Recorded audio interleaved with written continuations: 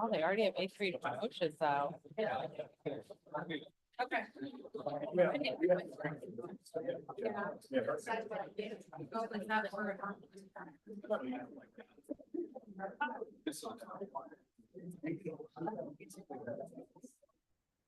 Yeah.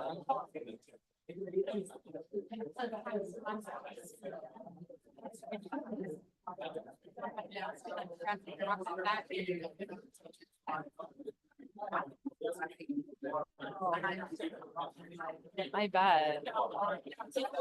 That is the worst, like the linger.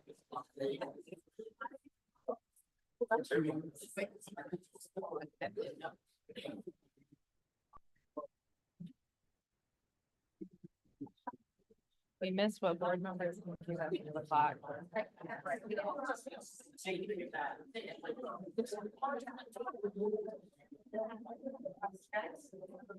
It's like popping up 3 times. I was not on that. It's running my kids at CrossFit and.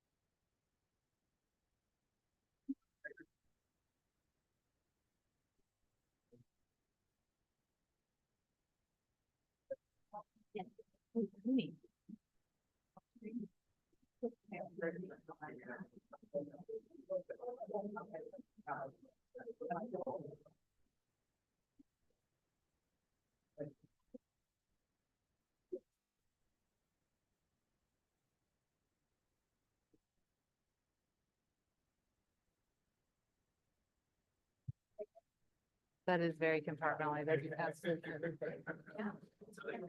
All my stuff. Oh, okay. Everything. This one's my life. I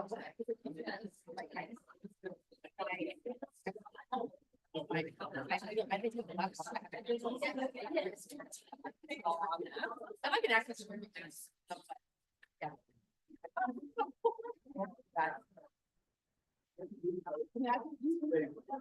Yeah, no, it wasn't that. You need that when you work at home. Like you need to be able to compartmentalize work at home. I know. Yeah. Otherwise, it's always there. It's always there. Yeah.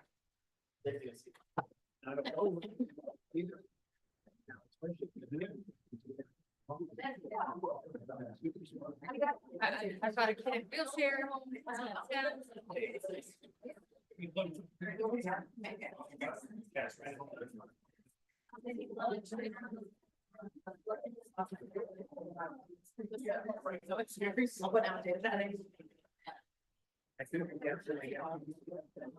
Yeah, I'm sure it is the way technology moves. Yeah. This is yeah.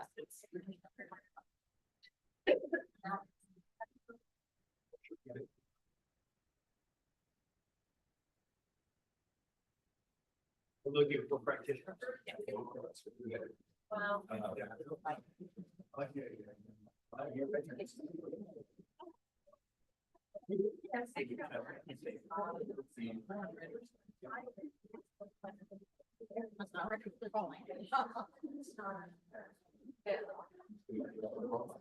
You must be fine.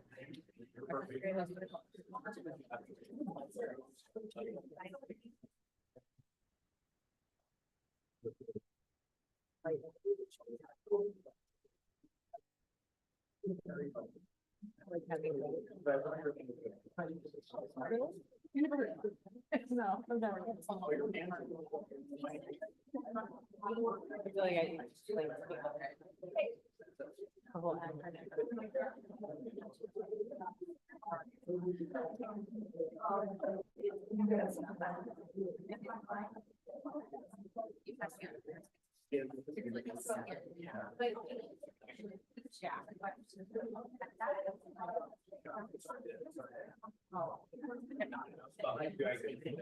like like he was watching.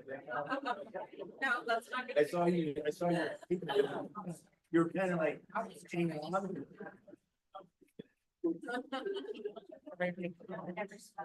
I was saying.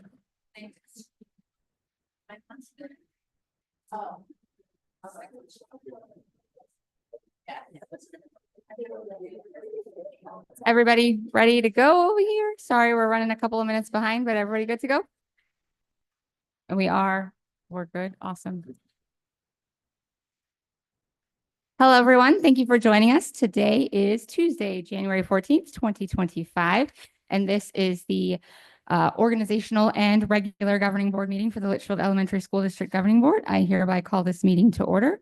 The first item on the agenda will be the Pledge of Allegiance. If you could please stand and join us.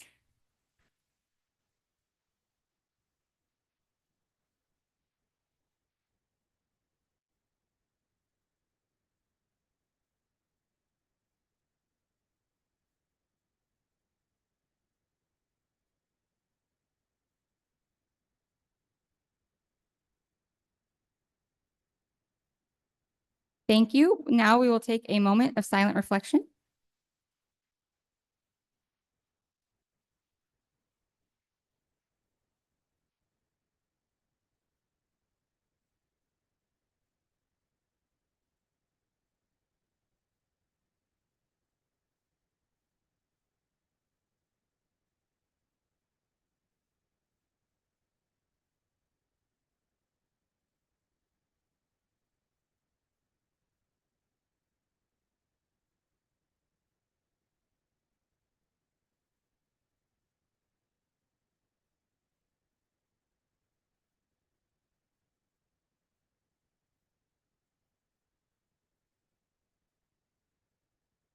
Thank you. Next, we are going to move on to the organizational part of this meeting. We're going to start with election of the governing board president. This is only second time I've had to actually run this portion of the meeting. So,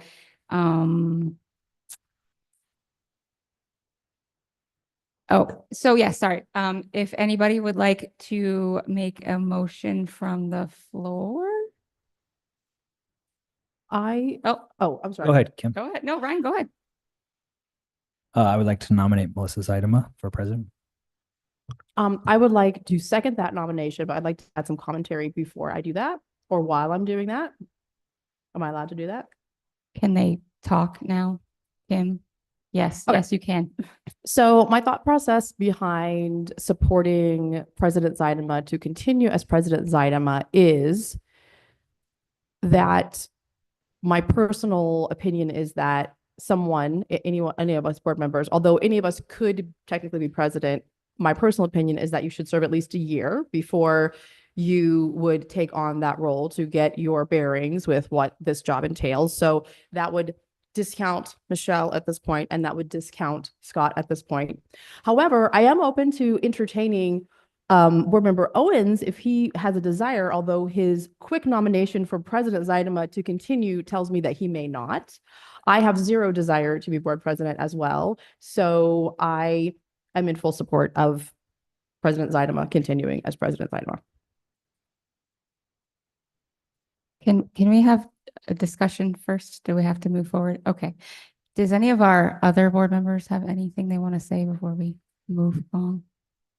I agree with Kim. I think it is good to have sat on the board at least a year before taking on the responsibilities of being president. I don't feel that I'm ready, so I support that. If Ryan and Kim also do not want to be president right now, you're doing a wonderful job, Melissa. Thank you. Mr. Mikes, your first meeting up here, we're going to throw you at let's elect a board president. So did you have any comments or even questions about the process or anything? No, I'm in full support of Melissa, and I'll second pretty much everything everybody else has said here. Okay. I accept, I guess I have to accept the nomination, right? Then we got a motion from Mr. Owens and a second from Ms. Moran. So I will call for the vote. Let's start with Ms. Wallace. Yay. Ms. Moran, Yay. Mr. Mikes, Yeah. Mr. Owens, Yay. I am a yay, I think. Just kidding. I'm excited. With that, motion passes.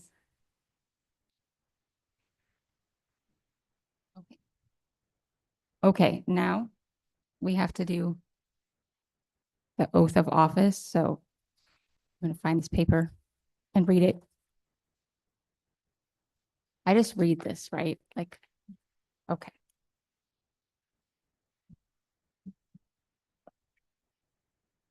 Going to read this oath of office here.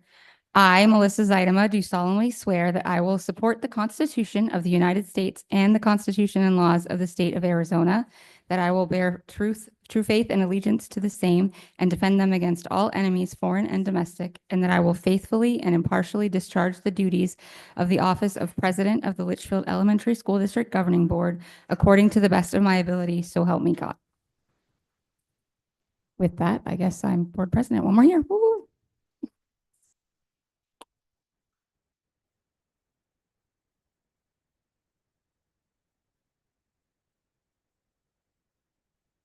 Thank you to my board members for your faith in me. I'm excited to do this one more year. And I do think that in a year, we're going to have some people that'll be interested in potentially taking it over, and that will be great. I would be happy to step back then. Next, we're going to move on to all the rest of our annual organizational things that we do. We're going to start with 4.1, which is the approve the resolution of authorizing the execution of warrants between board meetings. This is going to be by CFO Vaughn.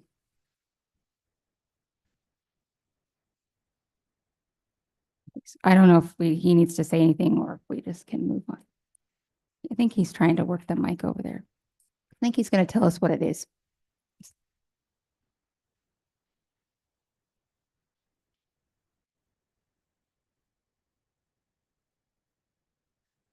Madam President, members of the governing board, this agenda item simply allows us to efficiently continue operations between board meetings and effectively cut checks and pay our bills.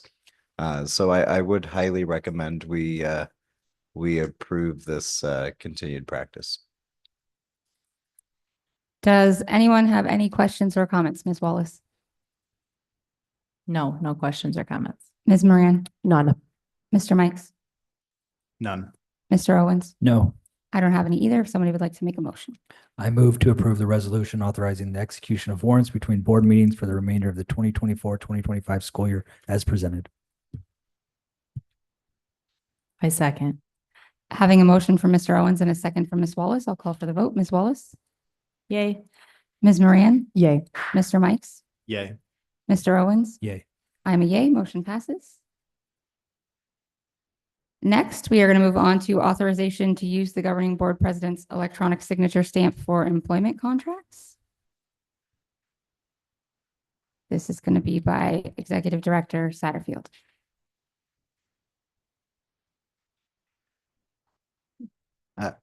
I'm just going to speak to this one too. I It apologize. just says her. I'm sorry. I'm Yeah, reading no, what it you're- tells me. You're good. This is a fairly similar arrangement. By approving this simply allows us to digitally print President Zeidema's signature on employment contracts so that she does not have to personally sign every single one. So I would highly recommend you. I'm approve highly, that. highly in favor of this idea.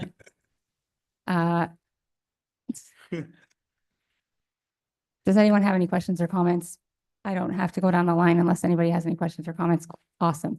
Then I will entertain a motion. I move to authorize the use of the president's electronic signature stamp for employment contracts as presented. I'll second. Having a motion from Ms. Moran and I believe a second from Mr. Owens. I'll call for the vote. Ms. Wallace? Yay, even though it'd be fun to turn it down. Ms. Moran? Yay. Mr. Mikes? Yay. Mr. Owens? Yay. I'm also a yay. Motion passes. Next is authorized use of signature stamp of governing board president for signing of terms and conditions for building renewal grants. Is this also going to be, okay, we're just going to assume it's mostly you. Madam President, members of the governing board, building renewal grants is the program that's overseen by the School Facilities Oversight Board. And they have a very prescribed grant process that when we are applying for SFB funding, we have to follow. If we do not approve this, what it would simply mean is our applications would be delayed until the next board meeting because we wouldn't be able to submit it without it. What we tend to use SFOB grant processes for is HVAC replacements, but it really could be used for anything where our schools are falling below the minimum adequacy guidelines that are set by the state. That's what these grants are for, is if something is failing or has failed at a school, to provide some funding towards getting it to where it needs to be based on those minimum guidelines. So this just allows us to have a more expedited process through that. Does anyone have any questions? No. If anyone would like to make a motion.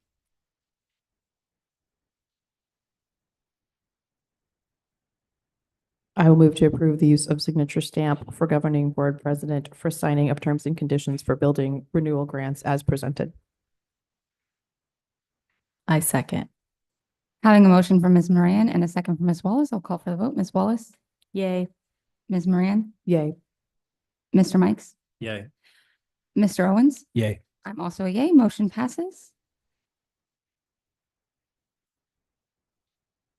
Next, we're going to move on to authorization to continue use of hearing officers for employee hearings and student discipline hearings. Is this going to stay with you? Oh, okay. We're going to have Dr. Doozy talk on this. Hi, good evening, governing board members. President Zaidama, I'm here to bring forward the authorization to continue use the hearing officers for employee. Dr. hearing- Doozy, we cannot hear you Okay. very well. Let me try. Okay. All right, so I am bringing the subject of authorization to continue use of hearing officers for employee hearings and student discipline hearings. We would like to recommend the following action: the motion to authorize the continued use of the hearing officer for conducting employee hearings and student discipline hearings and approve those lists according to the Arizona State statute as presented. Does anyone have any questions on this one? It's a continued practice. If you want to make a motion, go ahead. I move to authorize the continued use of hearing officers for conducting employee hearings and student discipline hearings and approve those listed as presented. I'll second. Having a motion from Mr. Owens and a second from Mr. Mikes, I will call for the vote. Ms. Wallace? Yay. Ms. Moran? Yay. Mr. Mikes? Yay. Mr. Owens? Yay. I'm also a yay. Motion passes. Next, we are going to move on to the approval of the LESD governing board member to serve as ex officio non-voting director to LESD Educational Foundation Board for 2025. It says 24 in here, but it means 2025. I'm going to let Ms. Moran talk about this first, as she's our current person that's been serving in that, and then we can discuss who may want to do it or how we would do it. Okay, I have been serving as the ex officio non-voting director to the Educational Foundation for 2023 and 2024. It has been my pleasure to serve with that group of folks. They are doing a lot of good work in our district to support our students and support our classrooms and support our teachers. However, I think it's probably time for me to move on. And so I believe that Board Member Wallace or Board Member Owens or our new board member Scott Mikes, Board Member Mikes, any of them would be qualified for this. I personally think that even though he is brand new, perhaps Board Member Mikes would want to continue on this because prior to joining our governing board, he was a member of that Educational Foundation. So he has put in some boots on the ground work with that organization, and he may appreciate seeing come to fruition some of the hard work and projects that he helped to put in place. However, like I said, I think any of the three of those, if they have a desire to serve in that capacity, would be fantastic.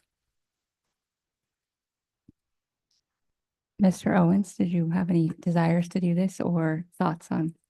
Yeah, I considered it. I think it'd be a cool opportunity. I'd love to serve, but I do understand what Board Member Moran mentioned, and speaking to Board Member Mikes, I think it would be a great opportunity for him to continue that another year. So especially in his first year. So I'm good with him. I think that would be a great opportunity for him.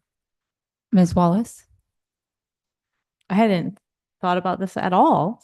And if Mr. Mikes would like to continue to work with the board, I think that being that he is already there and knows what's going on, it'd be the most obvious fit. But Mr. Owens or myself could, if you're not interested. Mr. Mikes?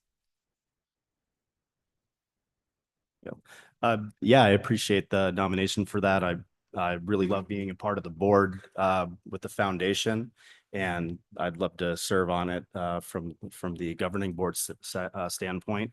There's a lot of great things that we've kind of got in operation right now that I'd like to see followed through with and be a part of that process still. So yes, I would like to serve if everybody votes me in. I agree with my fellow board members. I think that you would be a great fit there to be able to just finish out this year at least and see all the great work that you guys were able to do so far and how that unfolds we finish out this school year. So I would be in total agreement if someone wants to make a official nomination. Do I have to make a motion to nominate or motion to approve?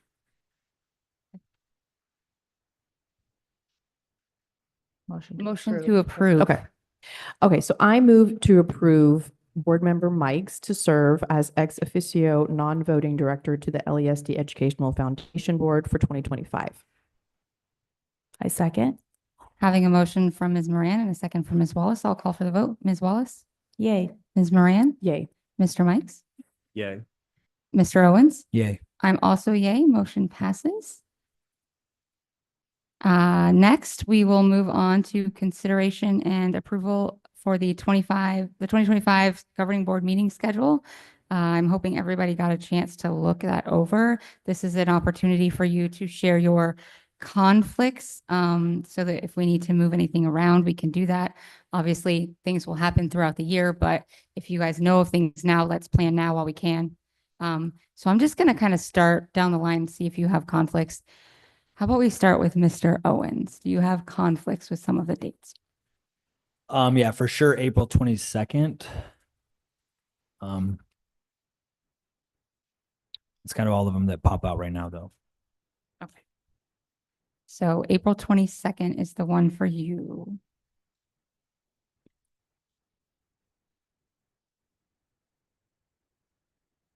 I'm just going to get everybody's conflicts and then we're going to go back through.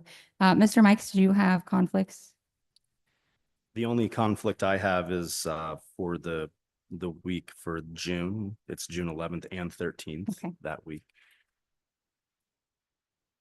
Ms. Moran? Yeah, so I have a known conflict on January 28th. And then my July is up in the air due to the impending birth of a new family member. So I do not have my set schedule for that. So I will likely attend one or both of those meetings by Zoom. So it will be, I will be available to do it by Zoom. It's not like I'll be in a different country or on a plane or something like that for those. But I guess I'd like to know what your expectation as board president and what the expectations of my fellow board members are on attendance. While it is my goal to attend every meeting, I do not anticipate that I will have perfect attendance. But I'd like to know, other people's thoughts as well before we jump through a lot of hoops to try to make sure everyone's at every meeting. That's why I'm asking everybody their conflicts, because if we have a conflict for a lot of people, then we move it. If it's one person, then maybe it just stays where it is and we'll work around that. So your conflicts. My turn? Yes. Okay. I have a conflict on January 28th as well, on February 11th. And then both the regular board meeting on June 11th, moving to Wednesday, and that Friday meeting on June 13th. The only dates I'm not available in June are the 11th, 12th, and 13th. Okay, so my conflicts were March 25th and also June 11th, 12th, 13th. So the big one that we're going to want to talk about is the June one, and then obviously we'll want to talk about maybe January 28th. So for January 28th for you two, is there like day before, day after that's better, or is it not good anytime that week? I could do the 29th, which is the next day, Wednesday. I'm out of town that week until the 30th, like through the 30th.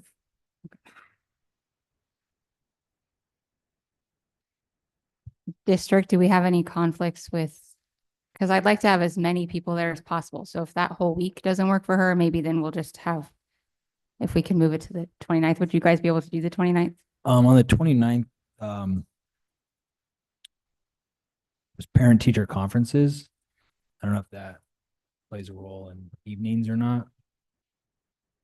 So correct me if I'm wrong, but the parent-teacher conferences in January are not everybody parent-teacher. They're not like the ones we have at the beginning. So if you're having a conference, you probably already know. My kindergartner, I gotta stay Okay. up to date. Okay, so another potential suggestion would be, I don't know what the time frame is for what's on that agenda and if things need to be approved by February 1st, but could we move it to February 4th, which is the next Tuesday, which means we would have meetings 2 Tuesdays in a row potentially, but again, I don't know what's on that agenda and how important it is that we're all here or not. I believe we're supposed to be talking, like making some decisions about the new school that night. So I'm looking to our admin team here to help us out with that one. Madam President, the 4th would be an option for us. A few of our team members may be absent, but we'll cover that if need be. If you don't mind, if we're gonna be down one board member, We're gonna be down. Well, yeah. I mean, to board member Moran's point earlier about attendance, right? I think it's unreasonable for us to expect everybody to make every single meeting for. So if it's one, like for me, if I'm gone on the 22nd, if you guys feel free to keep it that day. right. If there's anything of note that I can make comments to ahead of time, I can, or pull things from the agenda, but that shouldn't be a concern. So. Well, right now, leaving it on the 28th, we're down 2. If we move to the 4th, we could potentially not have a meeting on the 11th and then just stick to the schedule moving back to the 25th, the 4th and the 25th of February. I'm gonna look to you, Michael, because this is like your time, all the money stuff. I mean, 3 meetings in February seems like a lot. So I For think the sure. 4th and the 25th could kind of, Could we like Upbeat. divide up the stuff from the first meeting in?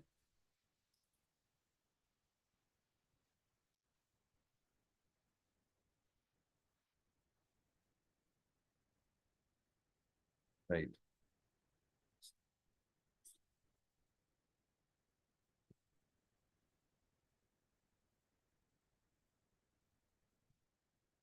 It doesn't like you.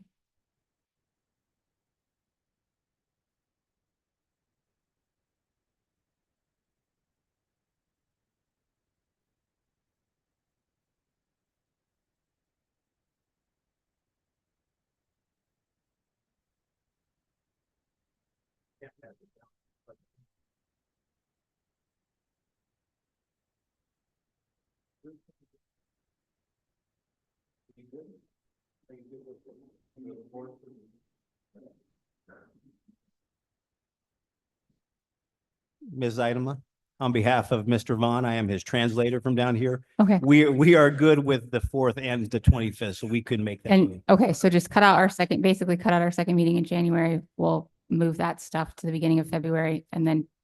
Yep. So are you guys good with the 4th of February? And then we get rid of the meeting on the 28th? No, we're gonna have the 4th and then the second one. So no 11th. That's fine with me. Okay, so 28. And you couldn't go to the 11th anyway. So we've solved the 11th problem now also. So moving on. I'm not going to worry about the March. We'll just figure that out for the one that I can't be at in March. The big one obviously then is June 11th, 12th, 13th. I was wondering for that one, if we can move it to the following week. And then just do one regular meeting that month. Do we need to have two in June? So you're asking to move the June 11th to June 17th? I think so. Hold on. Yeah. I I am likely going to be out of town that week, but again, if Okay. it's just me, then Well, the problem is I was hoping to move that whole week. So if you're out of town that week, that will not work because the biggest thing about that week is that the 13th is the review. And that one is the most important to me to try to have everybody at. So if that doesn't work, then we can, I mean, we have to do it in June. Do we? Moving it that next week works for me because I'm gone that whole week. So. Right, yeah. Yeah. I knew you were gone, she's gone. So like if we move to the next week, but if you're gone, can we do it the week that we're have the second meeting then of the 24th? Or can we just have our meeting on the 24th and have Dr. Davidson's review that same week? You want to do just a meeting on the 24th? So get rid of our first meeting in June, just have one, have it be the 24th. I'm looking to district here to tell me if that works. And then also do his review that same week. Because if you're out of town, that's Do the review on the 27th. That's cutting it very close. We but could do it the 20th too. The Friday only if before. Ms. Moran is home. Oh, okay, so again, my entire July and really backing into June is dependent upon the birth of my nephew. Oh. So I will know the answers to that. He's due in February, but my time frame to go and help my sister with her now 3 boys Mhm. is dependent upon when he arrives. So that is going to be my priority. And so I can't say, I mean, I was working my summer around those 2 important meetings in June, and now we're moving those. So I will do my best to be there. And if I can't, I can't. My suggestion for that would be if we could pick one day, and it would be a long day, but if we can do the review and the meeting itself on one day, I can try to work around that. But I don't want to have to clear an entire week of my summer schedule to get these 2 meetings done. Okay. Would we want to potentially, for you and your schedule, you said July backing into June, would it be better for us to have it the week before? Meaning the first week in June? I mean, again, I don't know how you guys feel about that. Well, But- no, it is not. I will Okay. be out of the country until June 5th. Okay. So no, that is not better for me personally. Were you leaving like here? Well,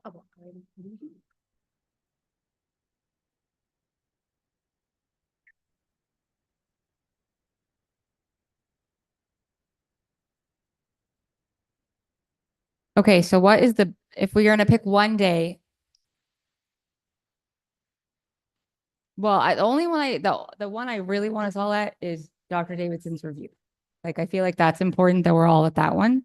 So otherwise, can we put them on the same day? Are you guys good with us putting them together?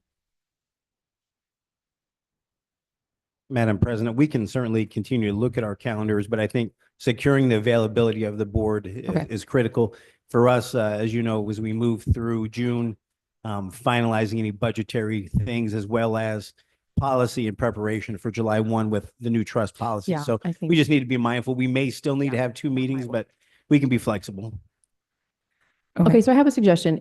Would it work for everyone to do the review either on June 16th or 17th and move the June meeting to the 17th?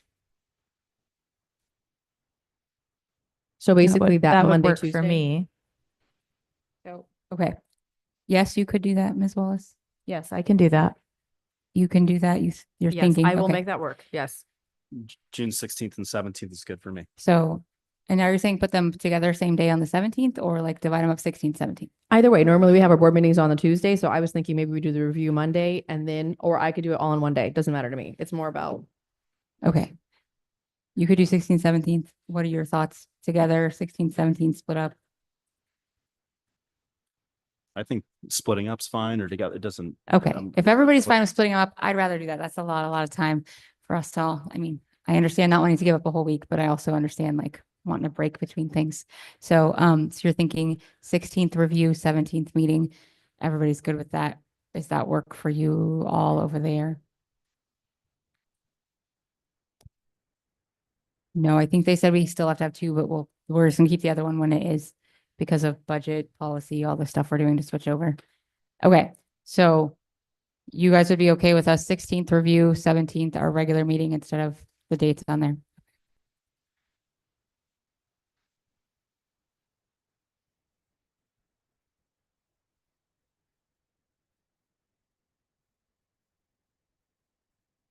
Okay, I think that we have worked through all of that. So, I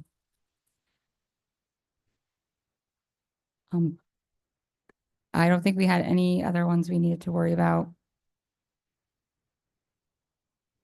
I think that was it. Because Ryan said he was good with the 22nd. What about everybody here? Can you guys all attend those too? everybody? You're waiting for us to finish this up. Okay, I know. sorry. I think that that's everything. So yeah, we just need a motion to approve the calendar with the discussed changes. I think you can just say that. I move to approve the 2025 governing board meeting schedule as presented with the changes as discussed.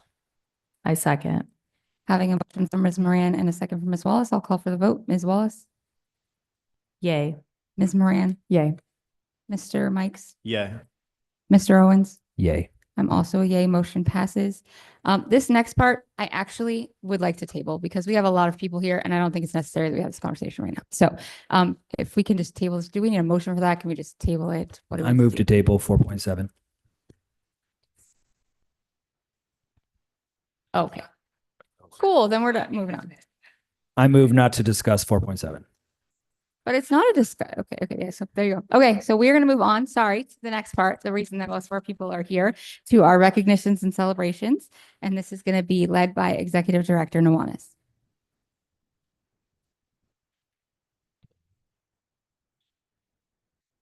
Madam President, members of the governing board, Dr. Davidson, fellow cabinet members, and members of the community, both present and online.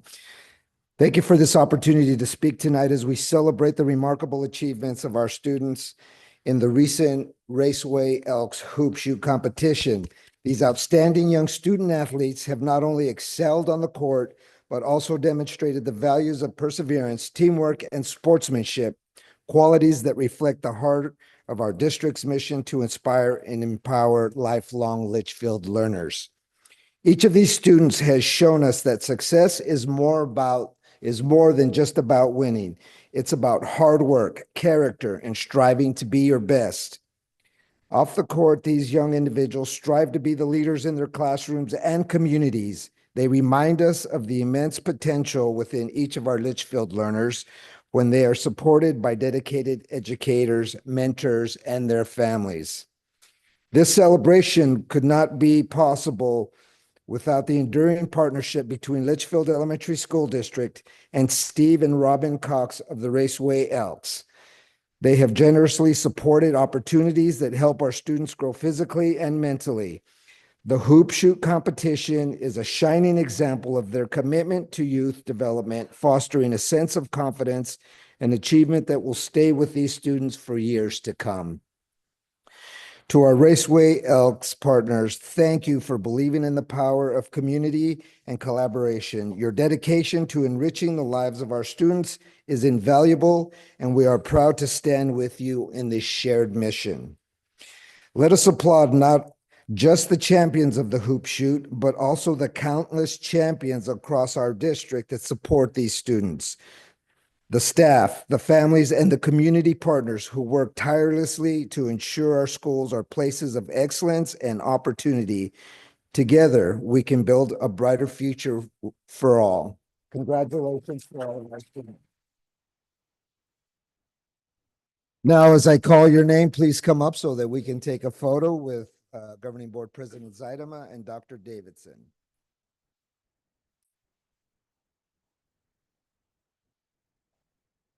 Okay. All right. From Barbara B. Roby Elementary School, Mila Shepherd. Mabel Pageant Elementary, Tawan Love Jr. Palm Valley Elementary School, Alaya Marsh. Wigwam Creek Middle School, Alexia Gonzalez.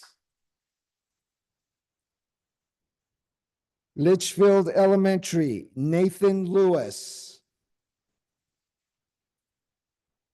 Also from Litchfield Elementary, Bella Carrizosa. From Mabel Pageant, Grant Hoosevelt. Mabel Pageant Elementary, Mariah Quinones. From Palm Valley, Cameron Roseburg. Palm Valley Elementary, Stella Chavez. Scott Libby Elementary, Logan Boone.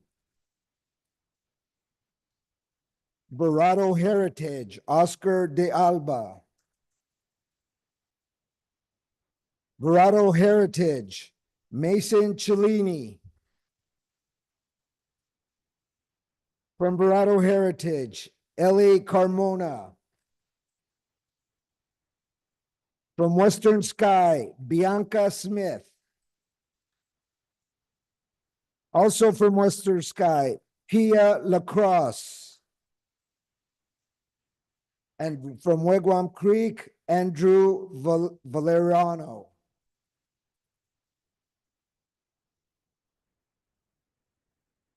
All right, let's take a quick picture.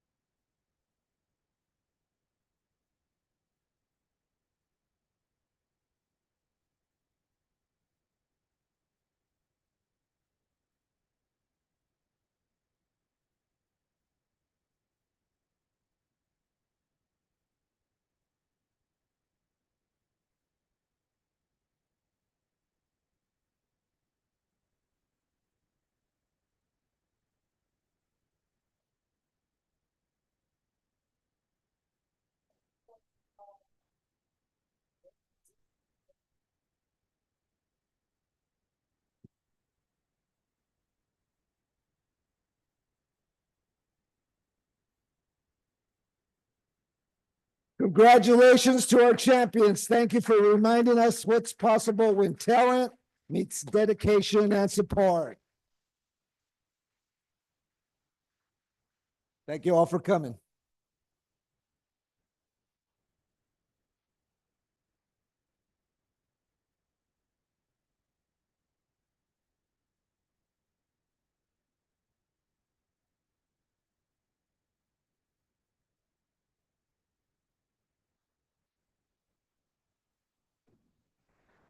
Also too, this month, as we also want to mention that this is the School Board Appreciation Month.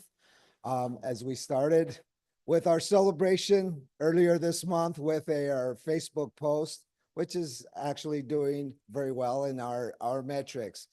One of the things that we want to do, or at least that I know from my cabinet members, myself as well, is the appreciation that we have and the support that you give, not only to our district and the decisions that we have to make that affect our students across the board.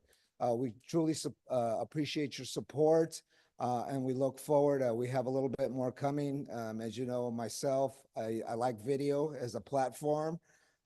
So we will have a little extra something for you coming up at the next governing board. Even though it looks like it got pushed into the subsequent month, we will extend that governing board appreciation I was We like, are I need- that great, Sam. That's right. We Absolutely. deserve 2 months. Okay.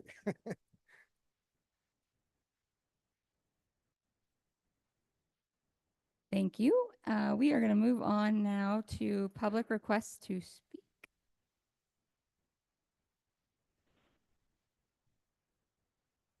Before I call you up, we have a couple people. I'm going to read this little disclaimer. Pursuant to Arizona Revised Statutes, ARS 38-431.01H, this agenda item provides an open call to the public, allowing individuals to address the governing board on any issue within the jurisdiction of the board. Items not listed on the agenda may be brought to the governing board's attention under this section of the agenda. Due to the Arizona open meeting law, the governing board cannot discuss or take any action on items not listed on the agenda. Therefore, pursuant to ARS 38-431.01H, response to public comment about matters not appearing on the agenda will be limited to individual board members who may ask staff to study the matter, respond to any criticism, or ask that the matter be put on a future agenda for further consideration and decision at a later date. Please limit your comments to no more than 3 minutes, and no more than 30 minutes will be devoted to the public comment portion of the agenda. When you approach the podium, please state your name for the record. We have 2 speakers. Our first speaker is Mr. Mike Finnegan.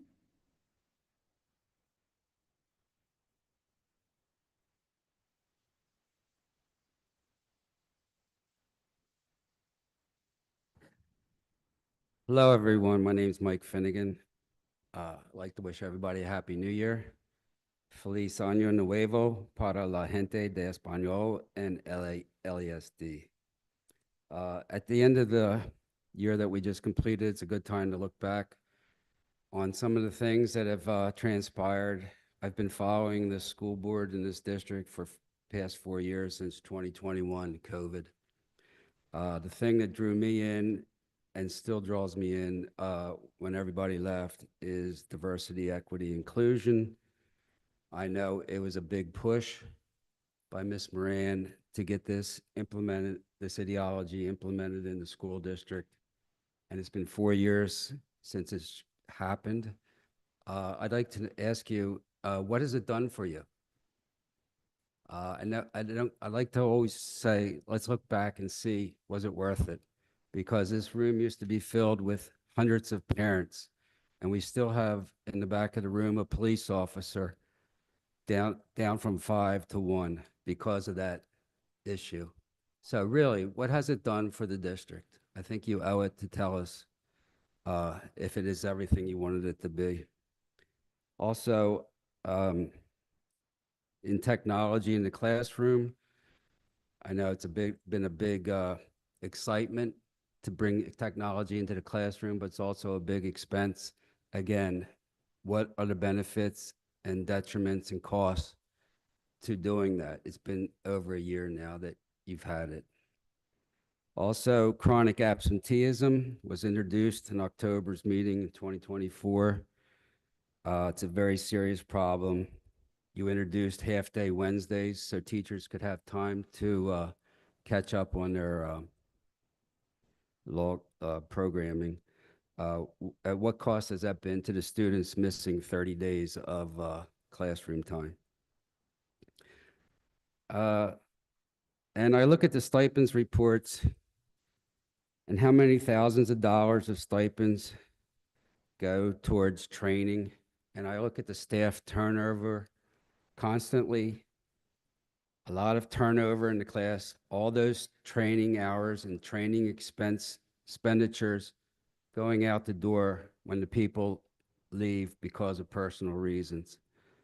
I really think that you ought to try and retain them based on all the information, finances you're putting into their training, and not have them walking out the door. I also see a lot of translators on stipends. There are programs out there, Google Translate, Spanish Dict, that can do Spanish to English translations and save thousands of dollars for every translator at every campus. I think that's something that the board ought to look into. Mr. Finnegan, your time is up. Okay, thank you. I just have one suggestion for the president. I'm sorry, Mr. Finnegan, but your time is up. Okay, thank you. Thank you. Our next speaker is going to be Alex Mayo.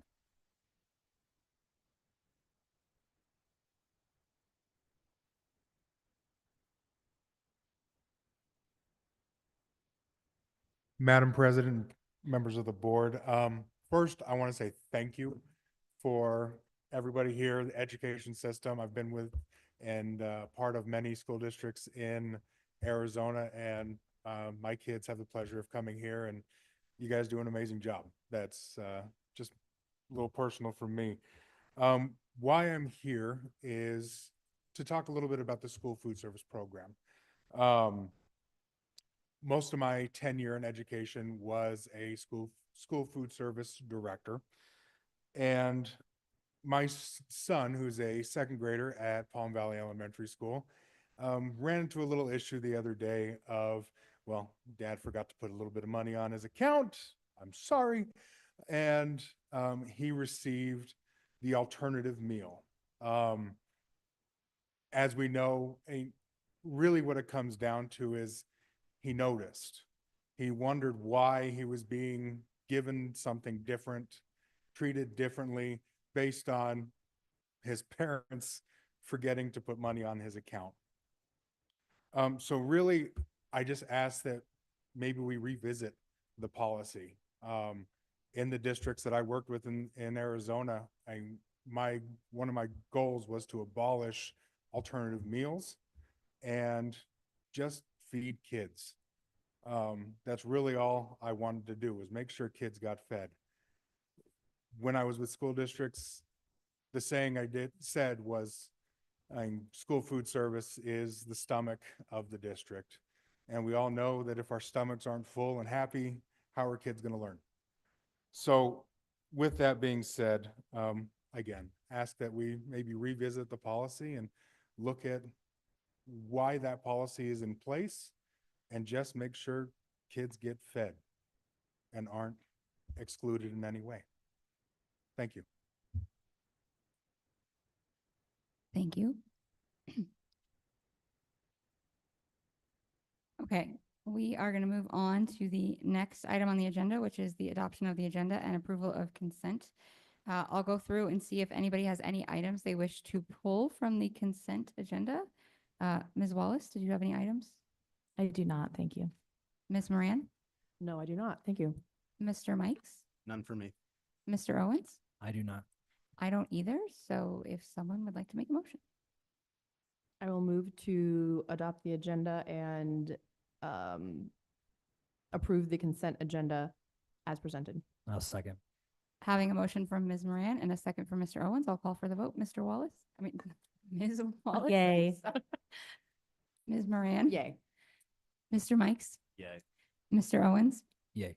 I'm also a yay, and the motion passes. Clearly, I'm a little sleepy. We are going to move on next to our action items, which is the first and only item on here will be the approved job order contracts. This is going to be by Ms. Garrett. Or not? Madam President, members of the governing board, Superintendent Davidson, colleagues and community, thank you for joining me tonight to discuss and potentially approve the use of a job order contract for the construction related to the front office safety remodels the district is presently planning as part of the bond program. Job order contracts are a specific procurement vehicle that allow districts to group together many small, similar construction projects to benefit from scale and timeline improvements. We're available to answer any questions you may have at this time. Ms. Wallace, did you have any questions? I do not. Ms. Moran? I do not. Mr. Mikes? None for me. Mr. Owens? No questions. I don't have any questions either. Does someone want to make a motion? I'm baffled. I move to approve the job order contracts for the vestibule safety and security improvement project not to exceed $2 million as presented. I second. Having a motion from Mr. Owens and a second from Ms. Wallace, I'll call for the vote. Ms. Wallace? Yay. Ms. Moran? Yay. Mr. Mikes? Yay. Mr. Owens? Yay. I'm also a yay. Motion passes.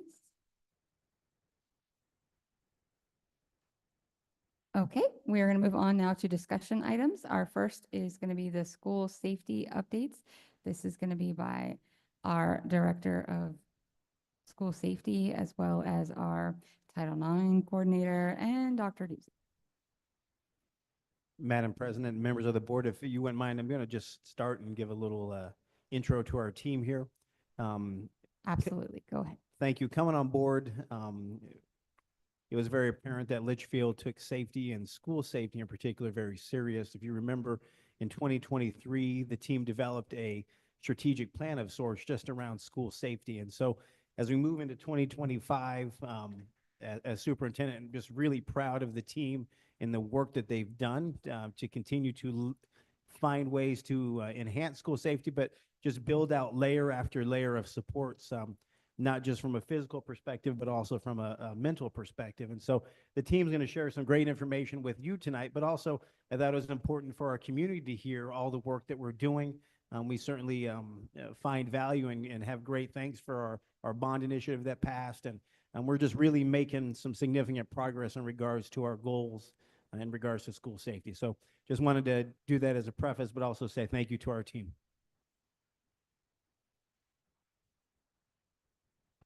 All right. Good evening, President Zaidama, governing board members, my admin cabinet, and those maybe watching at home or still here.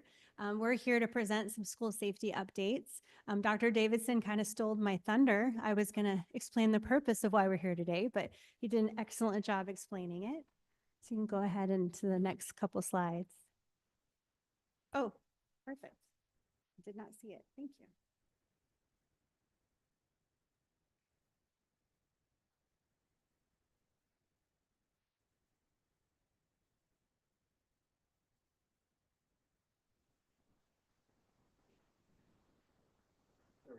Okay. So tonight, your presenters are myself. I'm going to get us started, and then I'm going to turn things over to Thomas Foster de Oro, or Moss, our Director of School Safety, and Maria Fletcher, our Title IX Coordinator, and then I'll rejoin in the presentation a little bit later.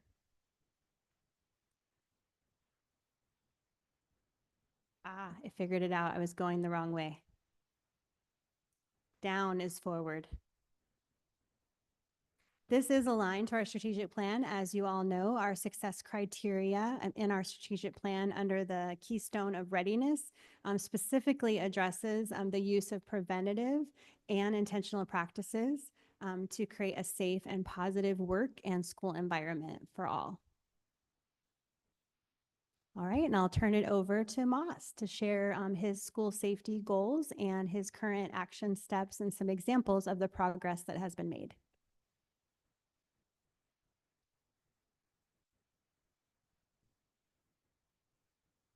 Good evening, Governing Board, Executive Team, and those watching.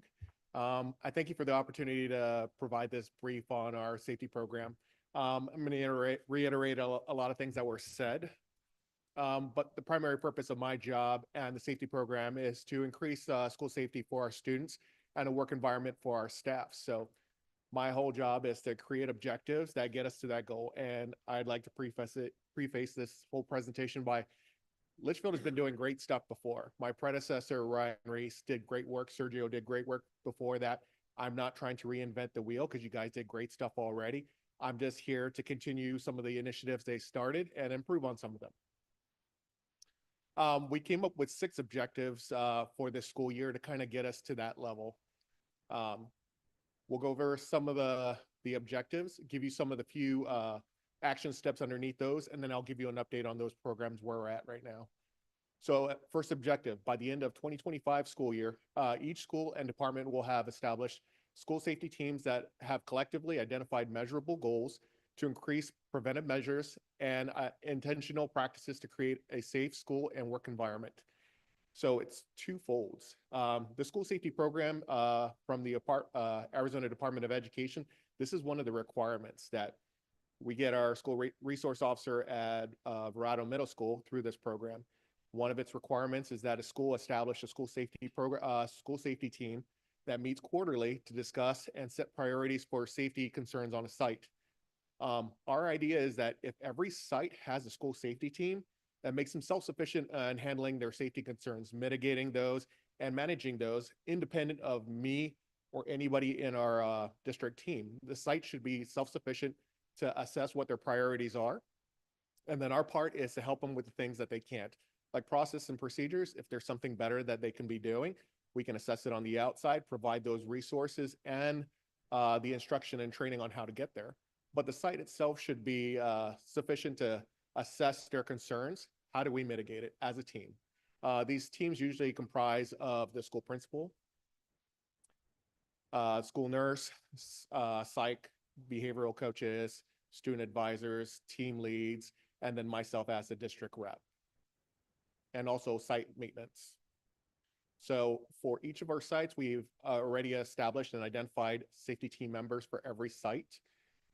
We have begun meetings already for some of the sites, and we're going to be getting into some of the key components that add to it, like our school safety officers and school resource officers, because they're adding a different lens. We're coming from an education side as parents, teachers, and whatnot, but that law enforcement helps us add that second layer of safety. Our second objective for the year, by the end of 2025, I'll create and implement a district emergency operating plan, EOP, based on the newly revised ADE minimum standards. One of the action steps is complete district information based on the previous EOPs, and then conduct training on the changes that were made during admin council. So our emergency operating plan is our playbook. Like hazardous spill happens at Litchfield Elementary School. How do we handle that? It should be standardized. And that's what AD is aiming to create throughout the state. Standard playbook, good template that schools are operating at minimum capacity for safety in regards to safety. We already have a standard response plan. Schools have already created an EOP, not in the current ADE template, but will be there by the end of the year. A lot of the schools have already provided that information for us, so it's just like plug and play. Take those contacts, add it into the new template.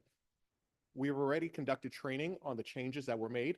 The major change to the ADE emergency operating template was making sure that school districts were accounting for special needs and functional needs students. It wasn't spelled out that schools had to specifically document how they handled those emergencies for those students. Now it is.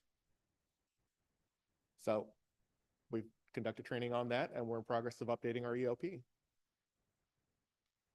Objective 3, by the end of 2025, the district team will revise, create, and implement specific standards, operating procedures around issues that impact school and workplace safety.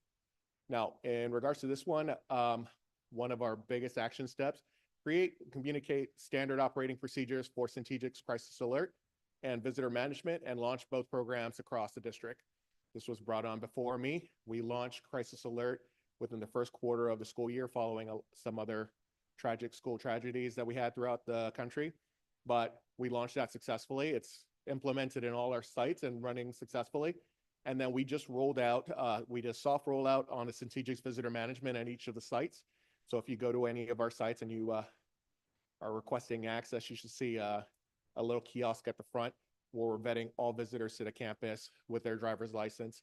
It just runs a cursory check through sexual offenders database and allows us to create a no access list based on legal parameters like custody and whatnot. So we did our soft rollout at the end of the winter break last week, and we did our first training for users, the front office staff, January 8th. So both programs are launched, both are in progress, and based on how it's operating, we'll create those standard operating procedures based on lessons learned. You know, what's working, what's not working. We're starting to see some issues like where some parents don't have driver's license. Some grandparents, all they have is passports. How do we handle that? So we'll take those lessons learned, we'll find the solutions for that, and we'll put it in our standard operating procedure and train staff on those. And at any time, if you guys have questions, feel free to stop me. I know this is going to be a lot, but if you have any questions, just let me know. Yes. Okay. So can we go back and revisit goal 1? Because I have a question on that. Okay. And then I have a question on goal 3 also. So goal 1, I would like to know more about the training logs and materials, because I hear you saying we are putting together a site committee to talk about safety, and they're going to identify and increase the preventive measures and practices. And I think okay, what if someone put me on a committee like that? I would have no idea what I should be looking for, what's working, what's not working. So I wouldn't know how to even make recommendations on that. So what's some of the background, or what is there any specific PD that these folks are doing that they're going to learn where the gaps are? Very simple. So first part was establishing the school safety teams through admin council, getting with the administrators saying, we need to start forming a team. Here are some of the people that are good for these teams. Schedule your first meeting, invite me as part of a member of the team, and I will provide training one-on-one with your team on how we set priorities for safety. How do we go about managing? What is a site level solutions needed? What are district level solutions needed? So I would provide that training in person. We would document what was conducted in those meetings via the agenda. I'm in progress of, collating all the training and information that we do, put it on one Google Sheet that where you can access and say, okay, Litchfield Elementary School District had a school safety team in January. Click on the agenda. These are the priorities that were set. These were the, corrective actions that they came up with, and we'll probably follow up with those priorities on the very next meeting. So I'll be providing those trainings firsthand and letting them know how to assess their sites. Okay, great. And are you finding similar issues or similar like things that need to be improved, or is every campus just different? Just depends on what's going on. It's all different. Okay. Just as unique as our children. Some sites it's traffic concerns out in the front based on layout. Some it's not enough, behavioral or tier 1 methods, which they have it. They just didn't know they had it. So sometimes it's outside looking in to say, oh yeah, we already have that. Try using these practices that we use at your neighboring school. So. Okay, great.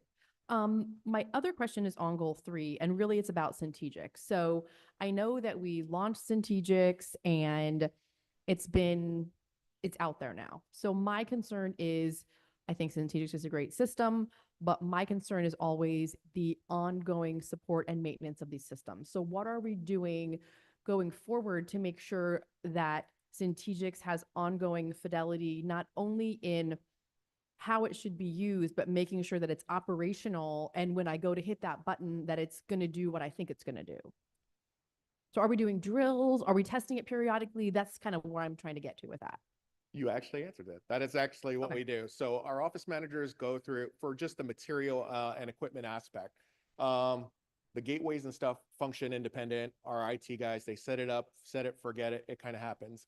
The badges do run on batteries. So our office managers are checking regularly, almost weekly, for low batteries. And if they have badges that need to be replaced due to critical low, they'll just email us. I'll bring out some new badges and we replace them on the spot to make sure that they're functioning as designed. We are incorporating it into our lockdown drills. So many of our schools, we want to practice like we play. So instead of just doing our normal lockdown, we'll get on the PA and we'll say lockdown, lockdown. We're just going to the badge. And what we're trying to do is also incorporate some of our teachers that have some hesitation with the technology. Like some teachers feel like, I don't know if it's going to work if I put it. So we try to identify, okay, which one of your teachers is very apprehensive about the technology. And when we plan on doing a lockdown drill, let's go to that teacher. We'll have her activated herself. Like, go ahead, I'll go there. We'll get her set up. Unbeknownst to some of the other staff, we call local law enforcement just to let them know we're going to be activating our Centegix crisis alert system, which will trigger the silent alert, and we will conduct it. Just go ahead and press. It gives them that that personal satisfaction of knowing, like, okay, I can do it if I do need it, and that it's not exactly like as quick as you think. You have to deliberately press it. You can't accidentally activate crisis alerts. So as we do these drills throughout the year in different sites, we're allowing them to use the technology. This also allows us to check, which we're still working through some of the issues with our intercom system tie-ins and our desktop takeovers. Some of the sites, they're working all right. Right now we have components on order to bolster those and get those included, but this allows us to make sure that what we do in IT to get these systems to work is working as designed. Excellent. Dr. Davidson, do you have something you'd like to add? Ms. Moran, thank you. Moss, would you please, schools have all sorts of different teams. Back to Ms. Moran's point on goal 1 and establishment of a team. who typically would be on that team? Who would we see as it relates to physical or emotional safety? In regards to the school safety teams, your principal, your AP, your instructional coaches, your behavioral coaches, your student counselors, your nurse would be on there as well, and your lead maintenance guy as your physical security. Like, he would know where we have one site that gets javelinas and coyotes on their campus. That doesn't happen at any other site, but he knows that every morning when students are arriving, I have to check the grounds to make sure we don't have javelinas in the field. So having, our custodians and our lead maintenance guys on the team lends to that aspect of safety. And Moss, thank you. And Ms. Moran, I just wanted that to come out because we don't have many trained safety professionals in our schools like Moss is. However, you put a kind of a multidisciplinary team together from a site who knows what problems exist. They can raise that information up and then problem solve around it. So just wanted to make certain we knew. Okay, that's all my questions so far. Yeah. And just to add to Dr. Davidson thing, what we call that in the military is force multiplier, that if you teach everybody my trade craft, that I teach a little bit of that team, it multiplies my efforts. I'm still one guy in a district of 16, almost 17 schools. That's still a lot. And we have, safety concerns and crisis happening at all times. There's so many times that I get called that I'm on another call with somebody else that they'll have to call somebody else on the team. And it's just like tag teaming. So if we can do these force multipliers in creating our process and procedures, it works well. Anybody else have any questions before he moves on the items he's already talked about? Mr. Mikes, Mr. Owens, Ms. Wallace. Okay, continue. Thank you. All right. Objective 3, inform, engage, and enlist staff, families, students, and community to strengthen school and workplace safety. The example we have here is collaborate with grant management to incorporate additional SSOs that were awarded to Litchfield Elementary School District. So at the beginning, I think at the beginning of the year, it was my goal to try to get our teams built and put us in good positions on every sites to get SROs and SSOs. But, thankfully we did have this opportunity for the mini grant, which our school sites did apply for, and we were awarded 10 positions for school safety officers. So we modified the goal to get them in schools. Now, there's a distinction between school safety officers and school resource officers. School resource officers are sworn police that are trained specifically to operate in schools, and it's one officer assigned to that one school.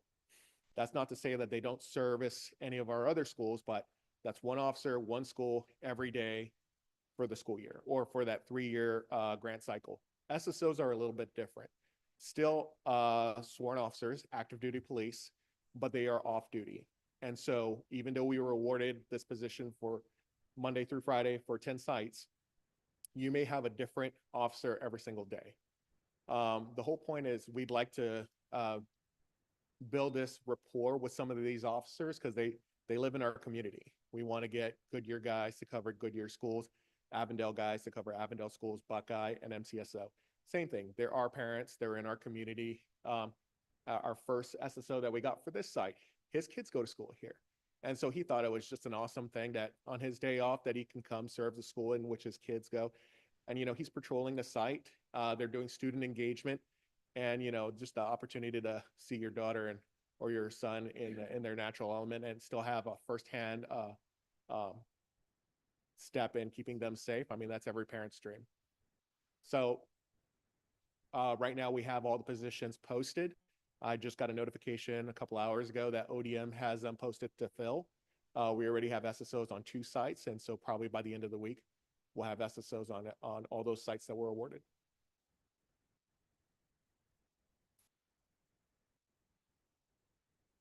Objective 5, use top priorities for bond dollar spending to make district-wide safety improvements. We have 3 priorities that were set. Priority 1 was radios for communication and crisis communication, not just on the campuses, but throughout the district. Priority 2, point of entry cameras and buzzers to add to that safety aspect for our front offices. And then priority 3, vestibules to bolster those front offices. And thanks to your approval, we have Jock now that we can proceed with this project. So radios, we've done an assessment of the sites. We already have the quotes to help the district go digital. We got the equipment prior to my arrival in the district. So now it's just getting those missing components so that we can go digital radios throughout the district. On priority 2, the point of entry cameras and buzzers, we have completed this project with the exception of one site. So for all our sites, we have point of entry cameras, one camera that has visibility so we can control access to and from those offices, and electronic buzzers to like once they are acknowledged by the front office, yep, somebody's there for admin, or they press the buzzer for access, they can buzz them in. So it's a controlled access. The vestibules will help bolster that, because even though you just buzz them in, you're looking at a camera at someone coming in, you don't know if they have ill intent or whatnot. We still want to create that environment for those ladies that are going to be the most vulnerable position for possible crisis. So thanks to your approval, we will proceed with that. And we've done our assessments. We've walked sites with some of our community partners, and we look forward to seeing what they can provide for us.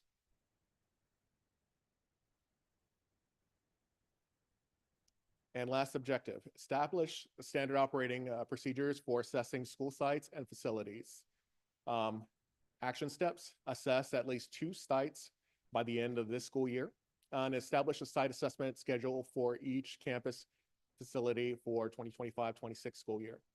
This is in regard to CPTED principles, crime prevention through environmental design. Thankfully, we have a good team here. Like, this is a lot of people in our district team that are qualified CPTED. So this allows us to go to a site and do a cursory assessment to see what we can do to improve it, to minimize crime and negative behavior, vandalism, break-ins and whatnot. We have one school and one site already scheduled for February and March. Based on how those assessments go, we'll write the procedures on how we can move forward in assessing all our sites, utilizing that to either improve processes on how people get onto campuses or modifications to the site to make it safer. One of the basic tenets is like creating natural sight lines. So if you're in an admin office or in a classroom and you're looking out through a window, what is my chances of seeing something negatively happening if I just look out that window? Some things that hinder that are like trees that are overgrown, brushes that are overgrown.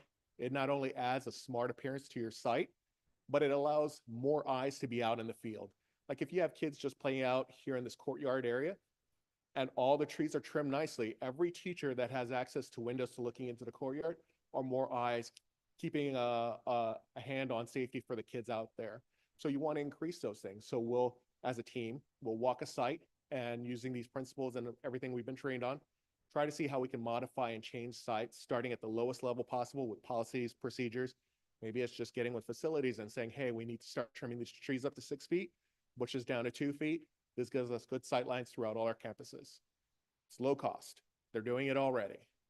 So we'll use these practices. We'll start scheduling it out for each of our sites and get it in a continuous rotation because it's not a one and done thing. After we're done one cycle, we'll probably go back and do it again.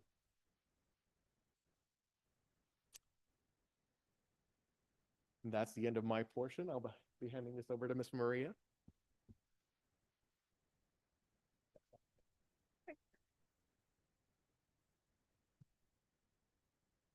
Good evening, board. Thank you so much for having me today to give you some updates in Title IX and legal compliance. So I'm going to go over a little bit about the process for Title IX, some data that we have from last school year. Process for legal compliance. On top of Title IX, I am helping with some legal compliance matters in the district that I wanted to give you some information on, and also some informative and preventative education that I have been working on for students and also for staff. So I just wanted to talk a little bit about the process for Title IX. This is our flow chart that I went ahead and created so that one of the biggest feedbacks that I had from our staff is that they wanted more feedback, more like handouts, more information on how to report any actual knowledge of any type of sexual harassment or sex discrimination going on our campuses. So the first step is I do get a phone call. They let me know about an incident or a situation that may have occurred on campus. I go ahead and evaluate if that is indeed meets the threshold for a Title IX, possibly a Title IX complaint. From there, I go ahead and give them a link where they go ahead and document all of this information. They go ahead and stop all investigation. They don't discipline at that time. At that point, I go ahead and contact the parents, and I do have a parent meeting to inform them more about the incidents that occurred, what ways they can address the incidents, and talk to them a little bit more about the Title IX grievance process and what that entails, or if they want to go ahead and turn everything back to the school. So once I have those meetings, the parents of the complainant at that time will determine if they want to go ahead and file a grievance process. At that point, we go ahead and open a complaint, and then I go ahead and find an investigator. An investigator is someone who doesn't work for our district, who doesn't know our families and are not biased. They will do all of the investigative portion.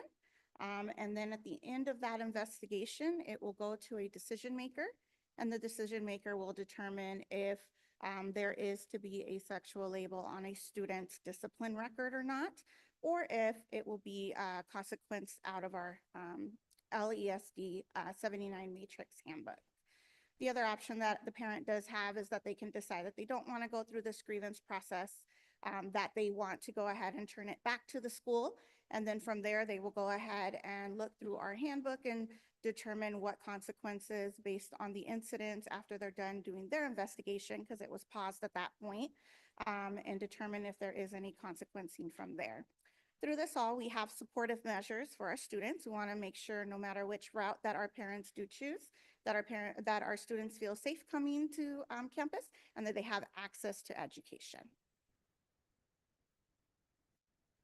Well, before we move on, can I ask a basic question? Yes. So I see at the bottom of that slide in very tiny, writing, what sort of incidences mean that Title IX applies.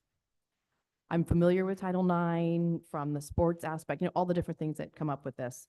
But can you give me some, it doesn't have to be a real life example, but some examples by grade, like let's say kinder, 4th, 8th grade, of an incident that would be considered a Title IX incident? Because in my mind, it's easier for me to think of an 8th grader having an incident, harder for me to think of a kindergartner having an incident.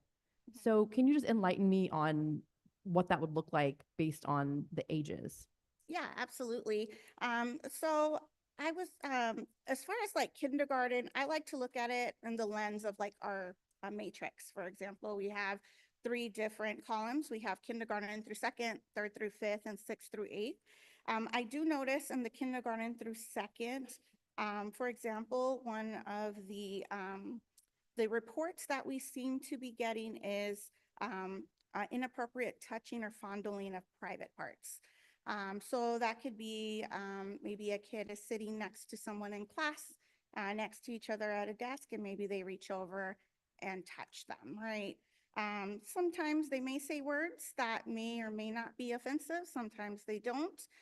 So when it does come to me, I do take a look at obviously ages, the context of the situation, and what actually occurred.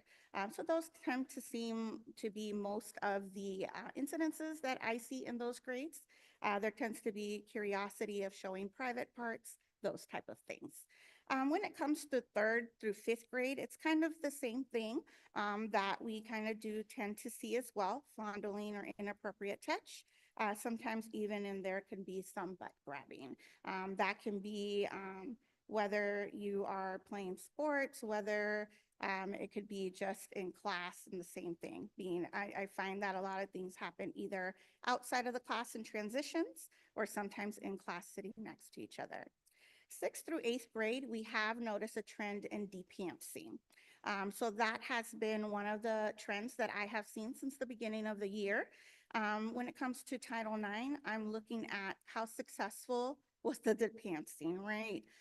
If it was somewhat successful or only underwear was showing, I don't put that as a Title IX threshold. We let the school take care of that. However, if it is a full depancing where there are private parts hanging out, that is a very embarrassing situation for our students. And then that would be something that I would consider a Title IX. Okay, thank you. And so then to go back to like the very first step of this, school employee receives notice of sexual harassment. So the student who, I guess, who did the depantsing, another student could report that. The student that was depantsed could report that. One of their parents could report that. Tell me more about how it gets reported and who does the reporting.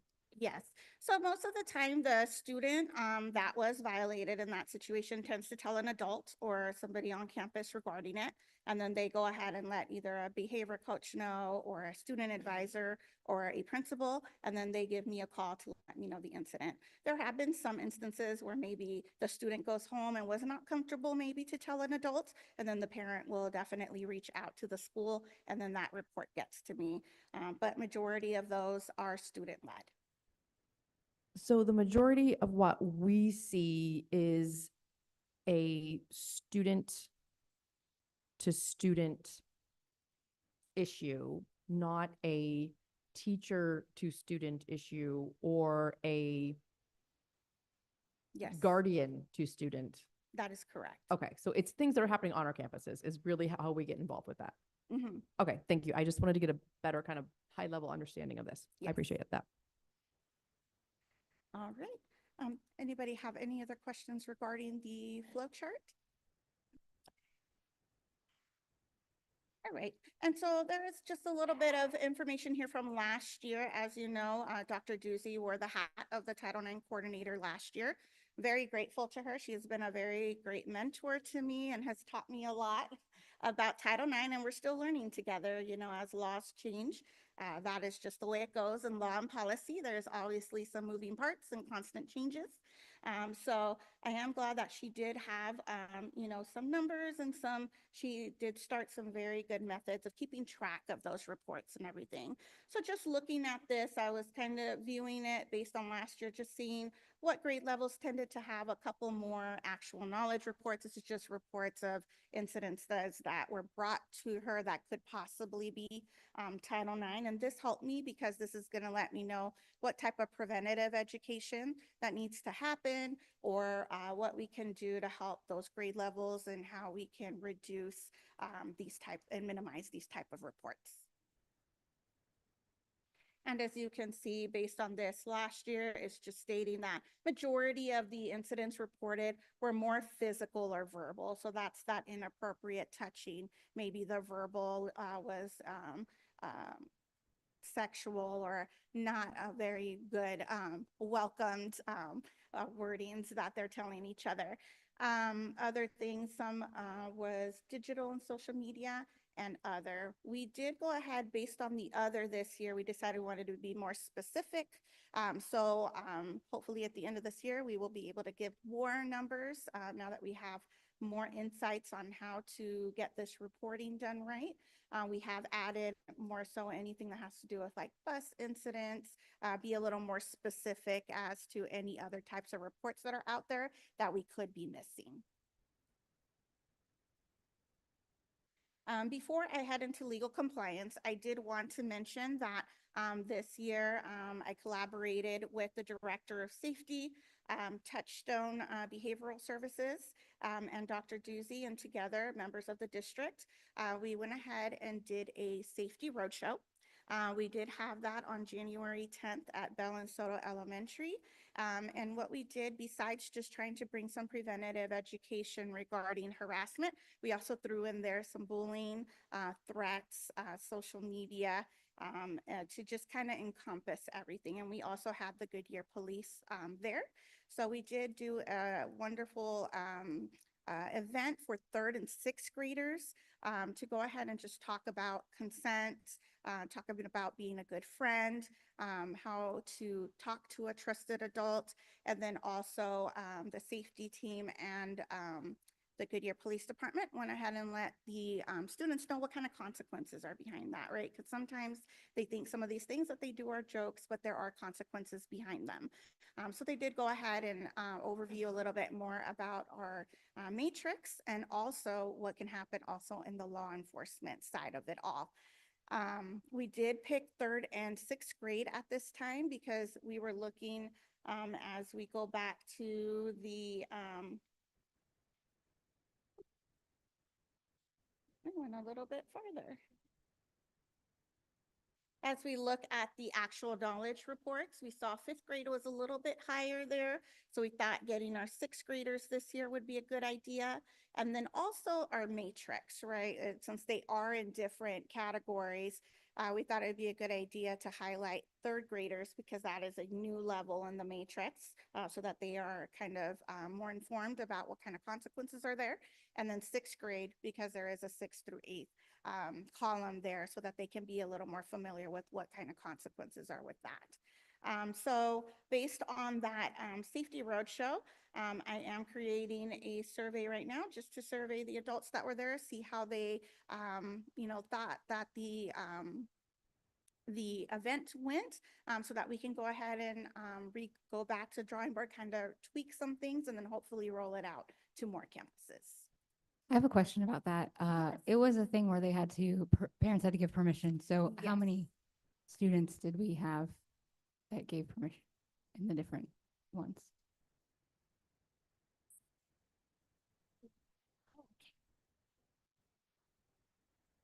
Oh, they went back.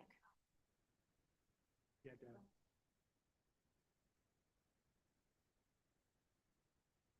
Just a second to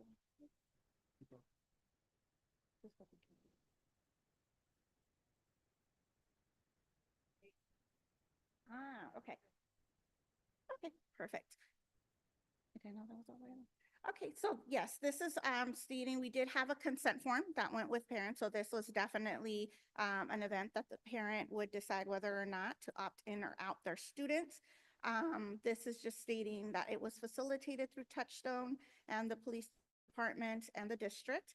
And then we did put that what students would be getting out of this, which they would be understanding and identifying appropriate and inappropriate behavior language with peers, learn more about personal space, define threats, harassment, and intimidation, and also identify the levels of school and law enforcement consequences.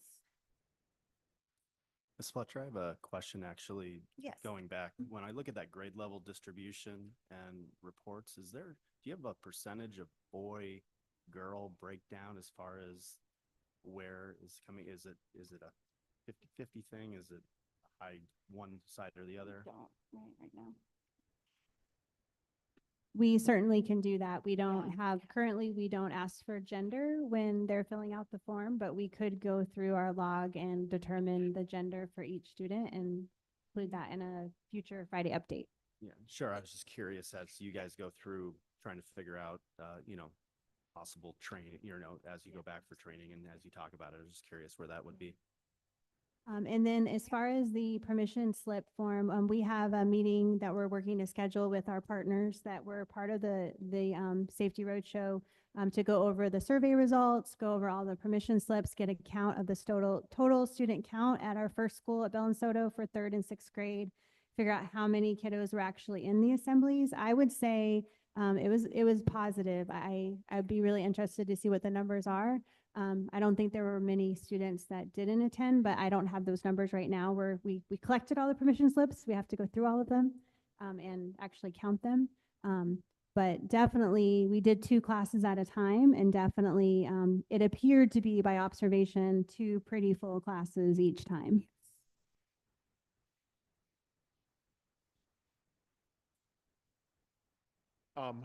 What kind of spurred this is that we did notice the rise in Title IX issues.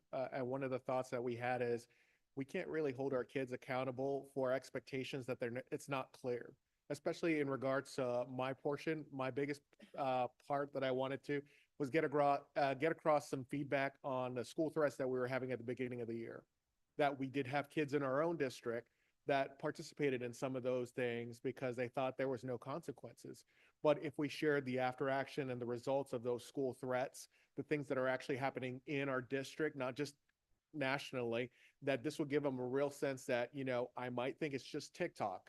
I'm just putting some emojis thinking I'm being funny because I don't want to go to school on Monday.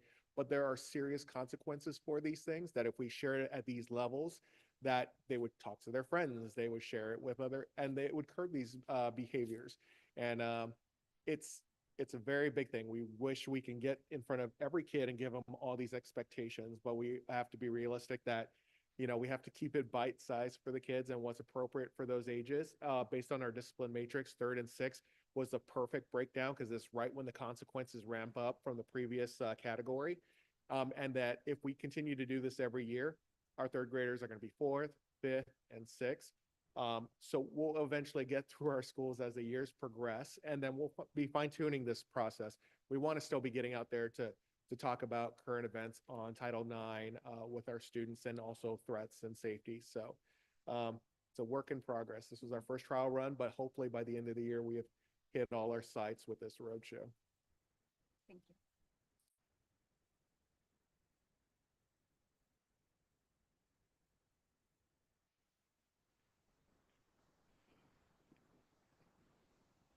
Okay, so I'm going to head over to legal compliance. Is there any other questions regarding Title IX?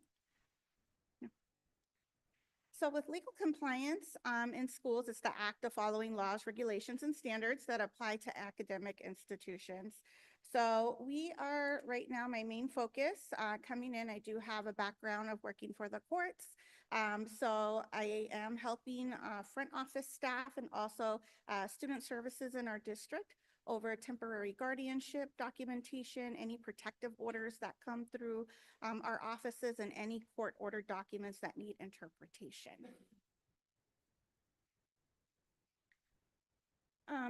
So one of the main things we see across is guardianship. So I definitely have been having little bite-sized trainings and handouts for our staff office and for student services, just looking for different parts, especially in guardianship, just making sure that the parent is authorizing someone else to be the guardian, that there is an actual date on there, that signatures are there, that it is actually either court order or notarized. And I did go ahead and put a link for making sure that we are following Maricopa County policies and regulations when it comes to temporary guardians or power of attorney. So this has been great because it has opened up, conversations on what to look for, and also to be able to help our parents and guardians a lot faster with any information that they may have.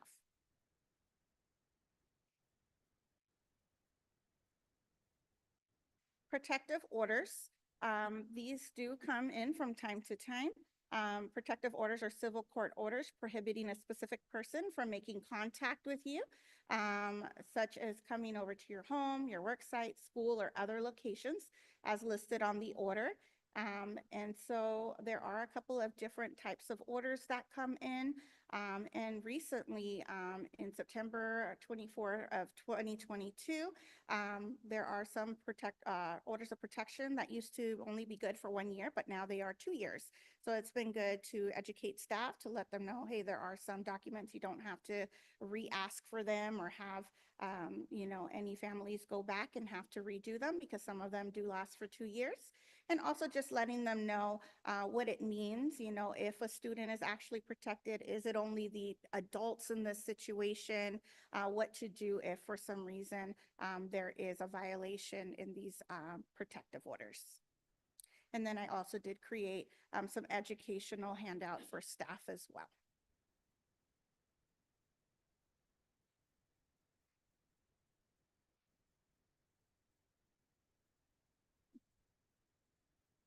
And then just a little bit about preventative education and informational for staff. Under Title IX, it is required by Title IX that we do educate our staff at least once a year regarding rules and regulations. Vector training did have a wonderful Title IX compliance overview of the 2024 regulations that was mandated for all of our staff to take through that program. And then also just creating other flyers to help staff when talking to parents or calling parents when it is going to be referred to Title IX. That has been a help. And then just letting them know a little bit more what to look for or what it is that they would want to call me regarding to determine if it meets the threshold.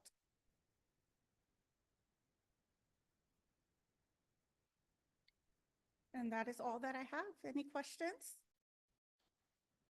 Ms. Wallace, did you have any questions?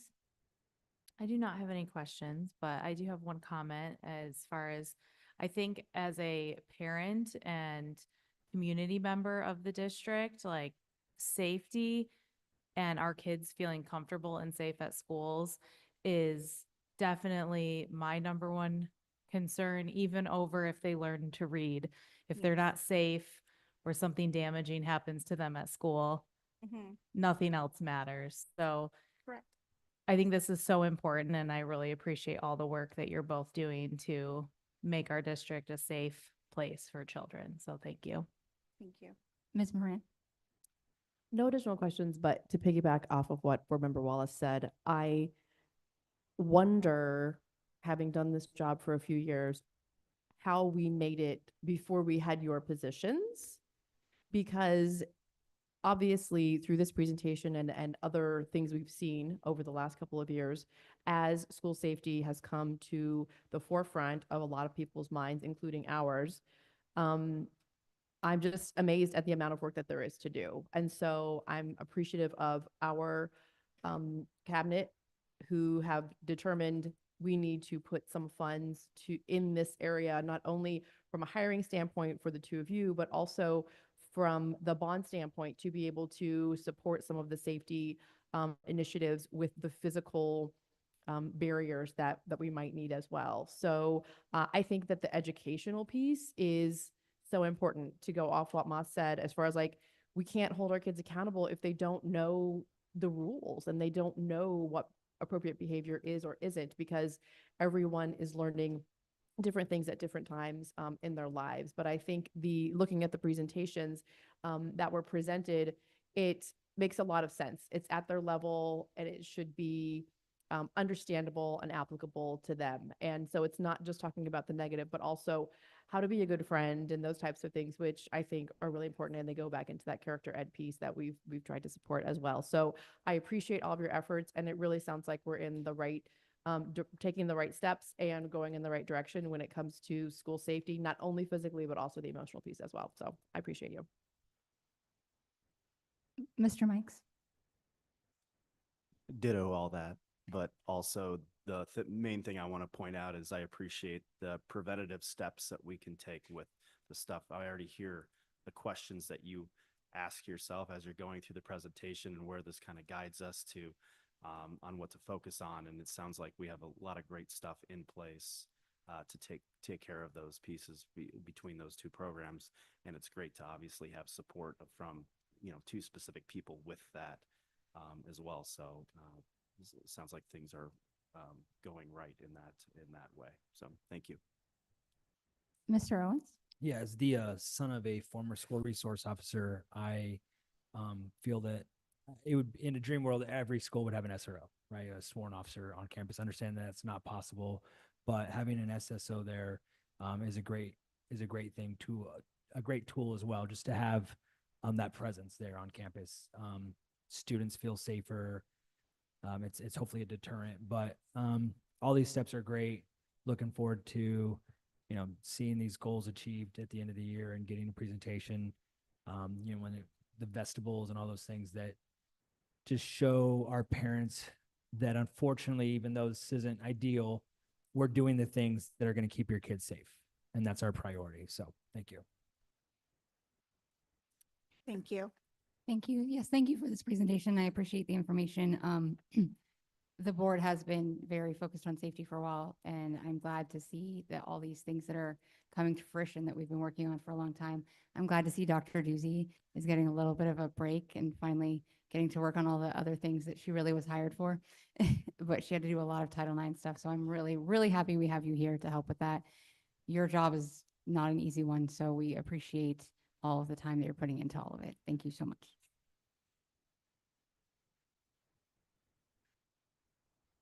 Okay, our next presentation is going to be the Parent Safety Hub, and this is going to be by Ms. Combs. Good evening, President Zeinma and board members.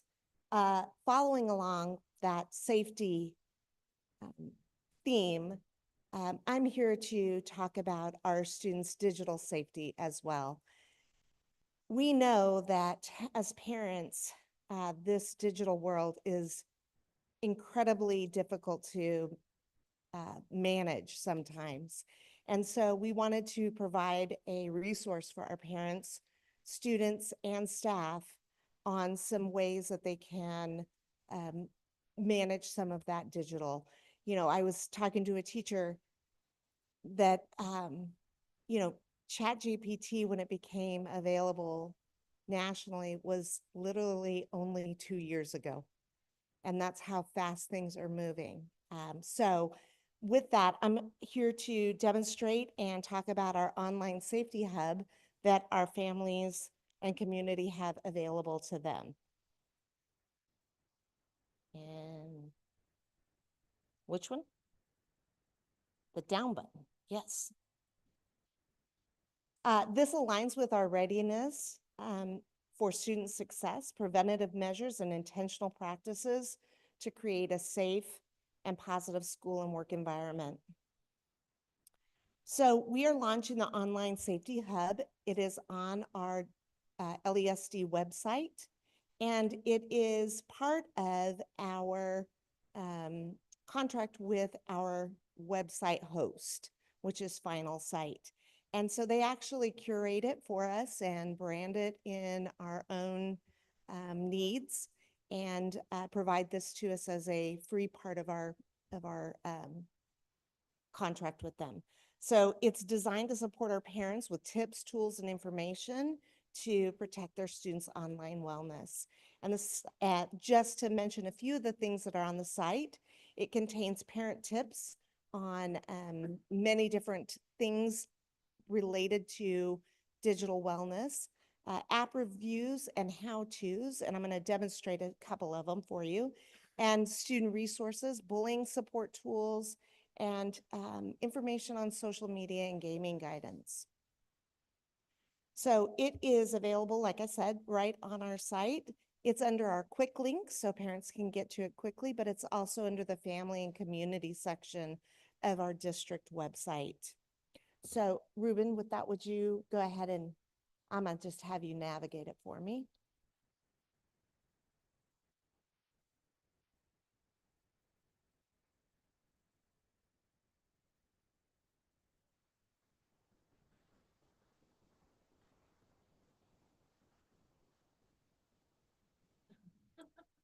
Well, that's not boding well. I'm just kidding.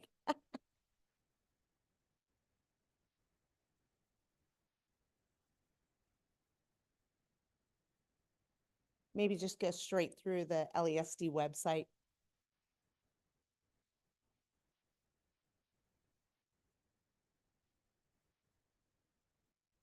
There we go. So this is the site directly to it. Ruben, if you would select the reviews, this is an area where parents can go and get information about all kinds of different apps. So scroll down and you'll see one for Roblox. Would you select that one? So we know a lot of our kids love this game. So within that, it kind of gives parents information about what this app is. Keep going down and you'll see it has what the features are in the game, but then it also has areas that they know are risks, and it kind of rates them from a 0 to 5. Then it has some information about what parents should know about this app. Keep going down. And about how they can utilize this app if they're going to use it with their students, with their children safely, and how to, we know that Roblox has the ability to purchase within, how do I, as a parent, turn that off and make sure that I don't see a new charge on my credit card next month that I wasn't expecting. So just some areas to help parents. So if you'll go back up to the top and select the, oh, now I can't even see it. Go to where it says more. And you'll see there's a section on mental health and well-being. So here are tips and articles and resources to help parents navigate some of that with their digital safety and well-being. And, just a wealth of resources for parents to navigate this, sometimes scary digital world in a safe way. We know it's not going away. So how do we, as students, educators, and our community and parents, help protect our children, but also help them navigate it safely, ethically, and responsibly? So many, many resources. There's also resources for our staff as well. So this is available for our community and our parents. And I'll take any questions that you have. Ms. Wallace, did you have any questions?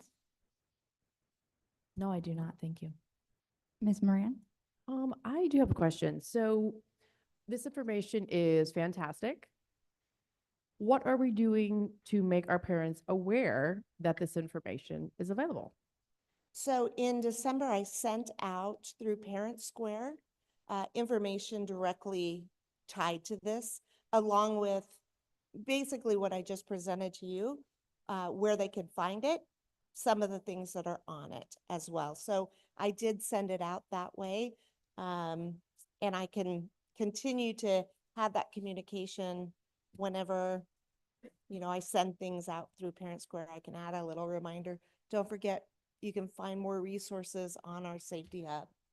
Okay, and that went to every parent that Yep. has Parent Square? Yes, it did. I guess I would suggest, especially when we're pushing out information, that we need to have multiple touches, to go back to something that President Zaidama loves to say, 7 touches.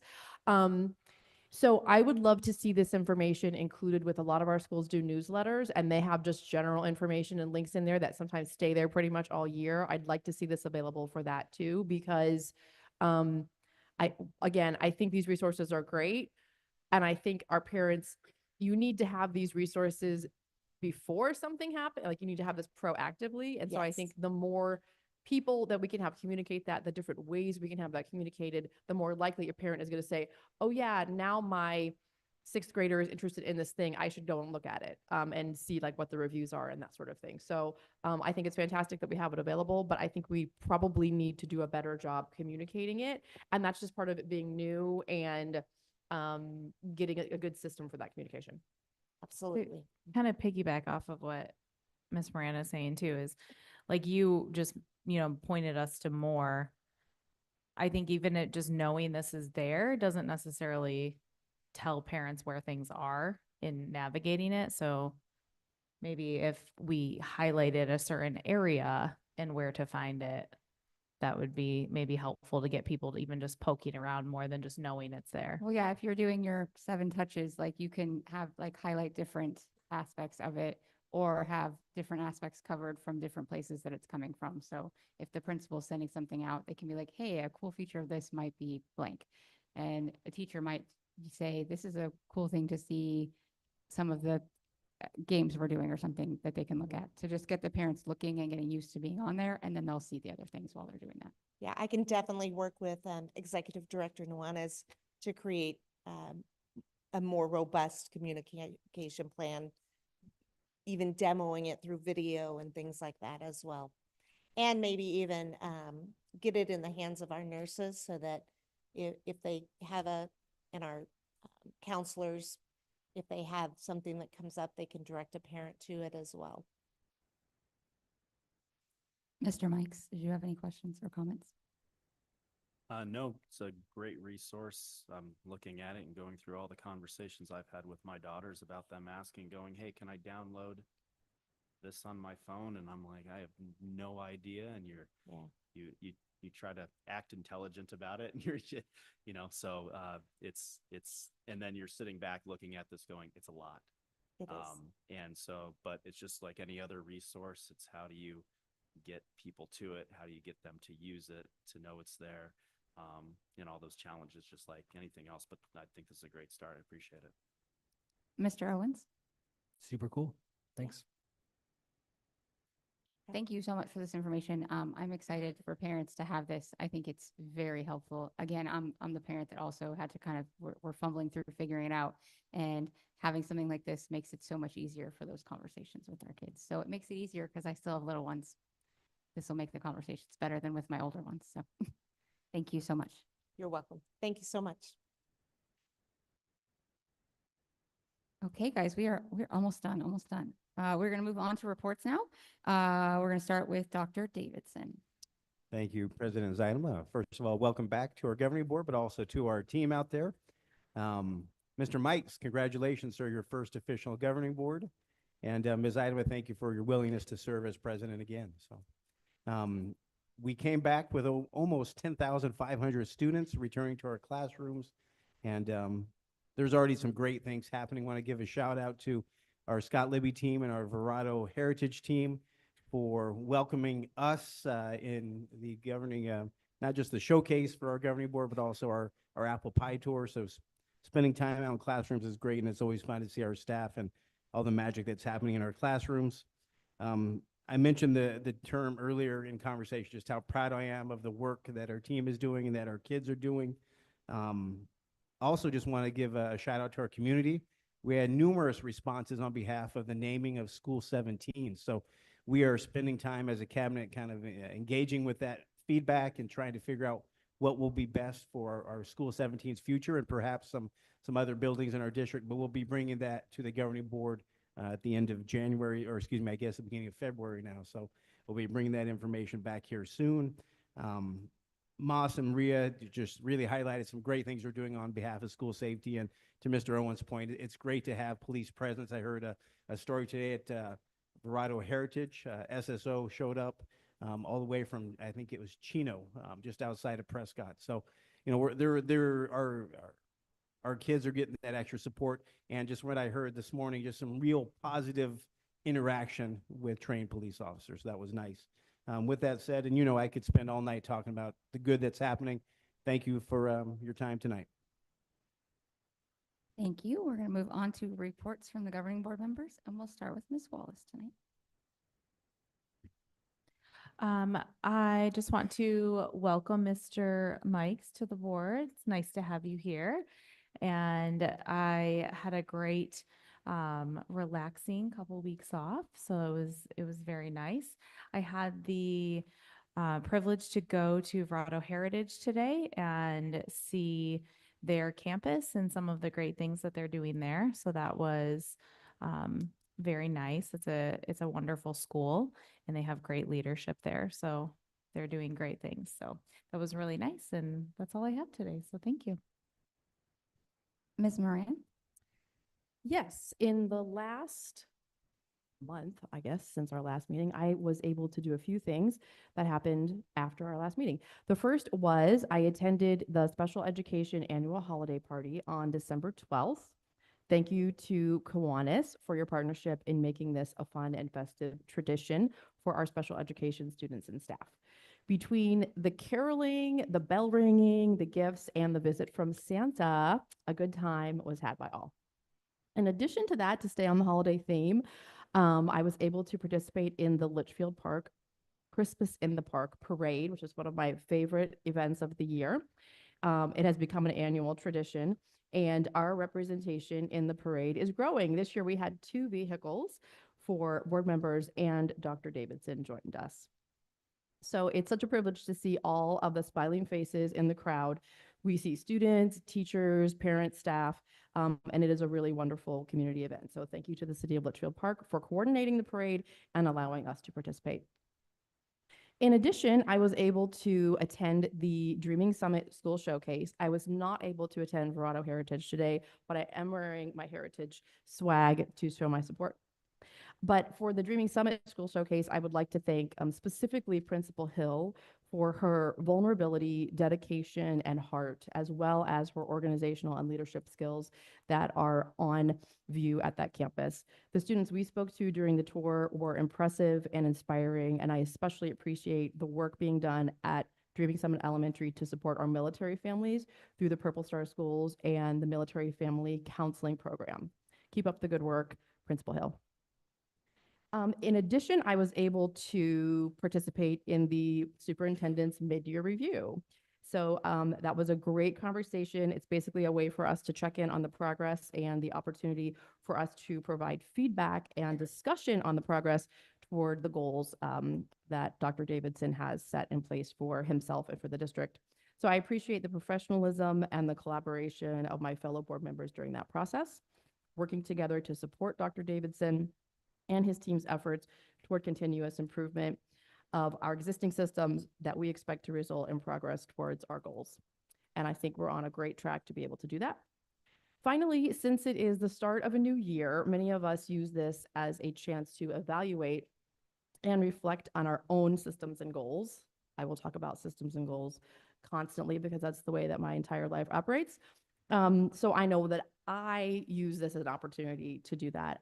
However, I am a work in progress. And so I would like to take this opportunity to remind myself and everyone else of one of my favorite mantras, which my kids will definitely attest to, which is the only person you can control is yourself.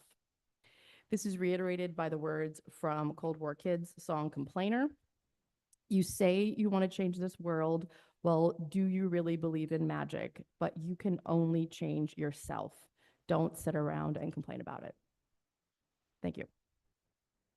Thank you. And we will move on to Mr. Mikes and his first official board report.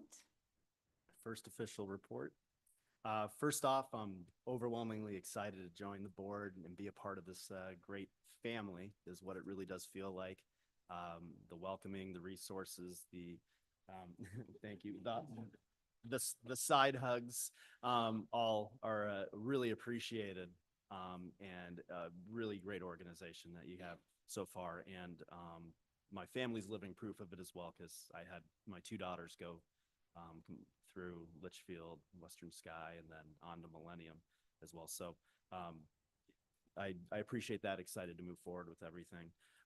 And the only additional thing, it was just great timing to do the showcase. I was there as well at Verado Heritage, and I have to say it was very, very impressive to me. It was nice to see the school in action. It was nice to reconnect at a school and get a chance to look at it from once being in the schools to being outside of it with a kid, and now getting back into it and looking at all the operations and the kids and everything that it takes to make this happen. And it's a serious business, and there's some serious things going on at that school, and especially with the interventions that I saw. It was great to see, and it was nice to launch my day off to kind of ground me and really see the purpose of why we are here and what we hope to do. And it's all focused on those kids that we saw in the classroom, learning their letters, getting help to move on to the next steps. And so it was a great start to my New Year's. So thank you very much. Mr. Owens? Yeah, so when I came in, I saw my seat was the same this year, but saw board member Mikes was next to me, and I was excited to sit next to him, but I was kind of bummed because board member Wallace and I sat next to each other all last year. And when I asked who arranged this, nobody had any answers, but I'm pretty sure she requested to move over there so she didn't have to have me chirping in her ear all meeting. So you get that now. Sorry about that. I unfortunately wasn't able to attend the Verado Heritage Showcase today, so I apologize for that. Nothing much to report other than next year's parade. We will bring more candy. I promise you, kids. Okay, so I also was able to attend the Kiwanis Christmas party that's put on for our self-contained programs. It is such a fun event for the kids every year. I love going. I have a kiddo that gets to participate in it, and even when she's out of this district in a couple years, I will still love going every year. We not only had a visit from Santa, but we also got a visit from Buddy the Elf over there. And that probably was the best part of the day for me. That was so awesome. I also got pictures with Santa and the elf, so that was great. But it's a fun event, and I just really appreciate the partnership we have with Kiwanis and that they put that on and make that a special day for our kiddos. And I like the way we have it organized so that it's not everybody, because it would be chaos if they were all there. So they break it down into small groups, and so it makes it this manageable situation for our kiddos that need that have sensory issues and things like that. So thank you to everybody that helps to put that on. And thank you to Corte for always hosting it every year and bringing all of those extra people on your campus. I also was able to attend Dr. Davidson's review. I did appreciate the professional conversations that we all got to have. I feel very good about the progress we're making and the direction that we're headed. So thank you to everybody that participated in that.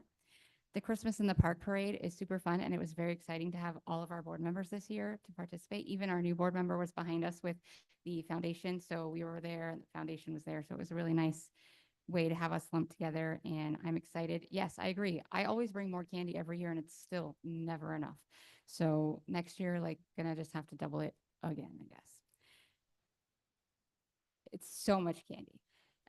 But yeah, so I attended the Dreaming Summit school showcase as well. I agree with Ms. Moran, and Principal Hill is great. She is always very just honest and authentic with us whenever we are on her campus. Her kids are just very genuine and real with us, and we got to see all parts of the campus, and it was just great. I love interacting with the kids. It makes me happy when we get to talk to them and hear from them and their perspective on their campuses.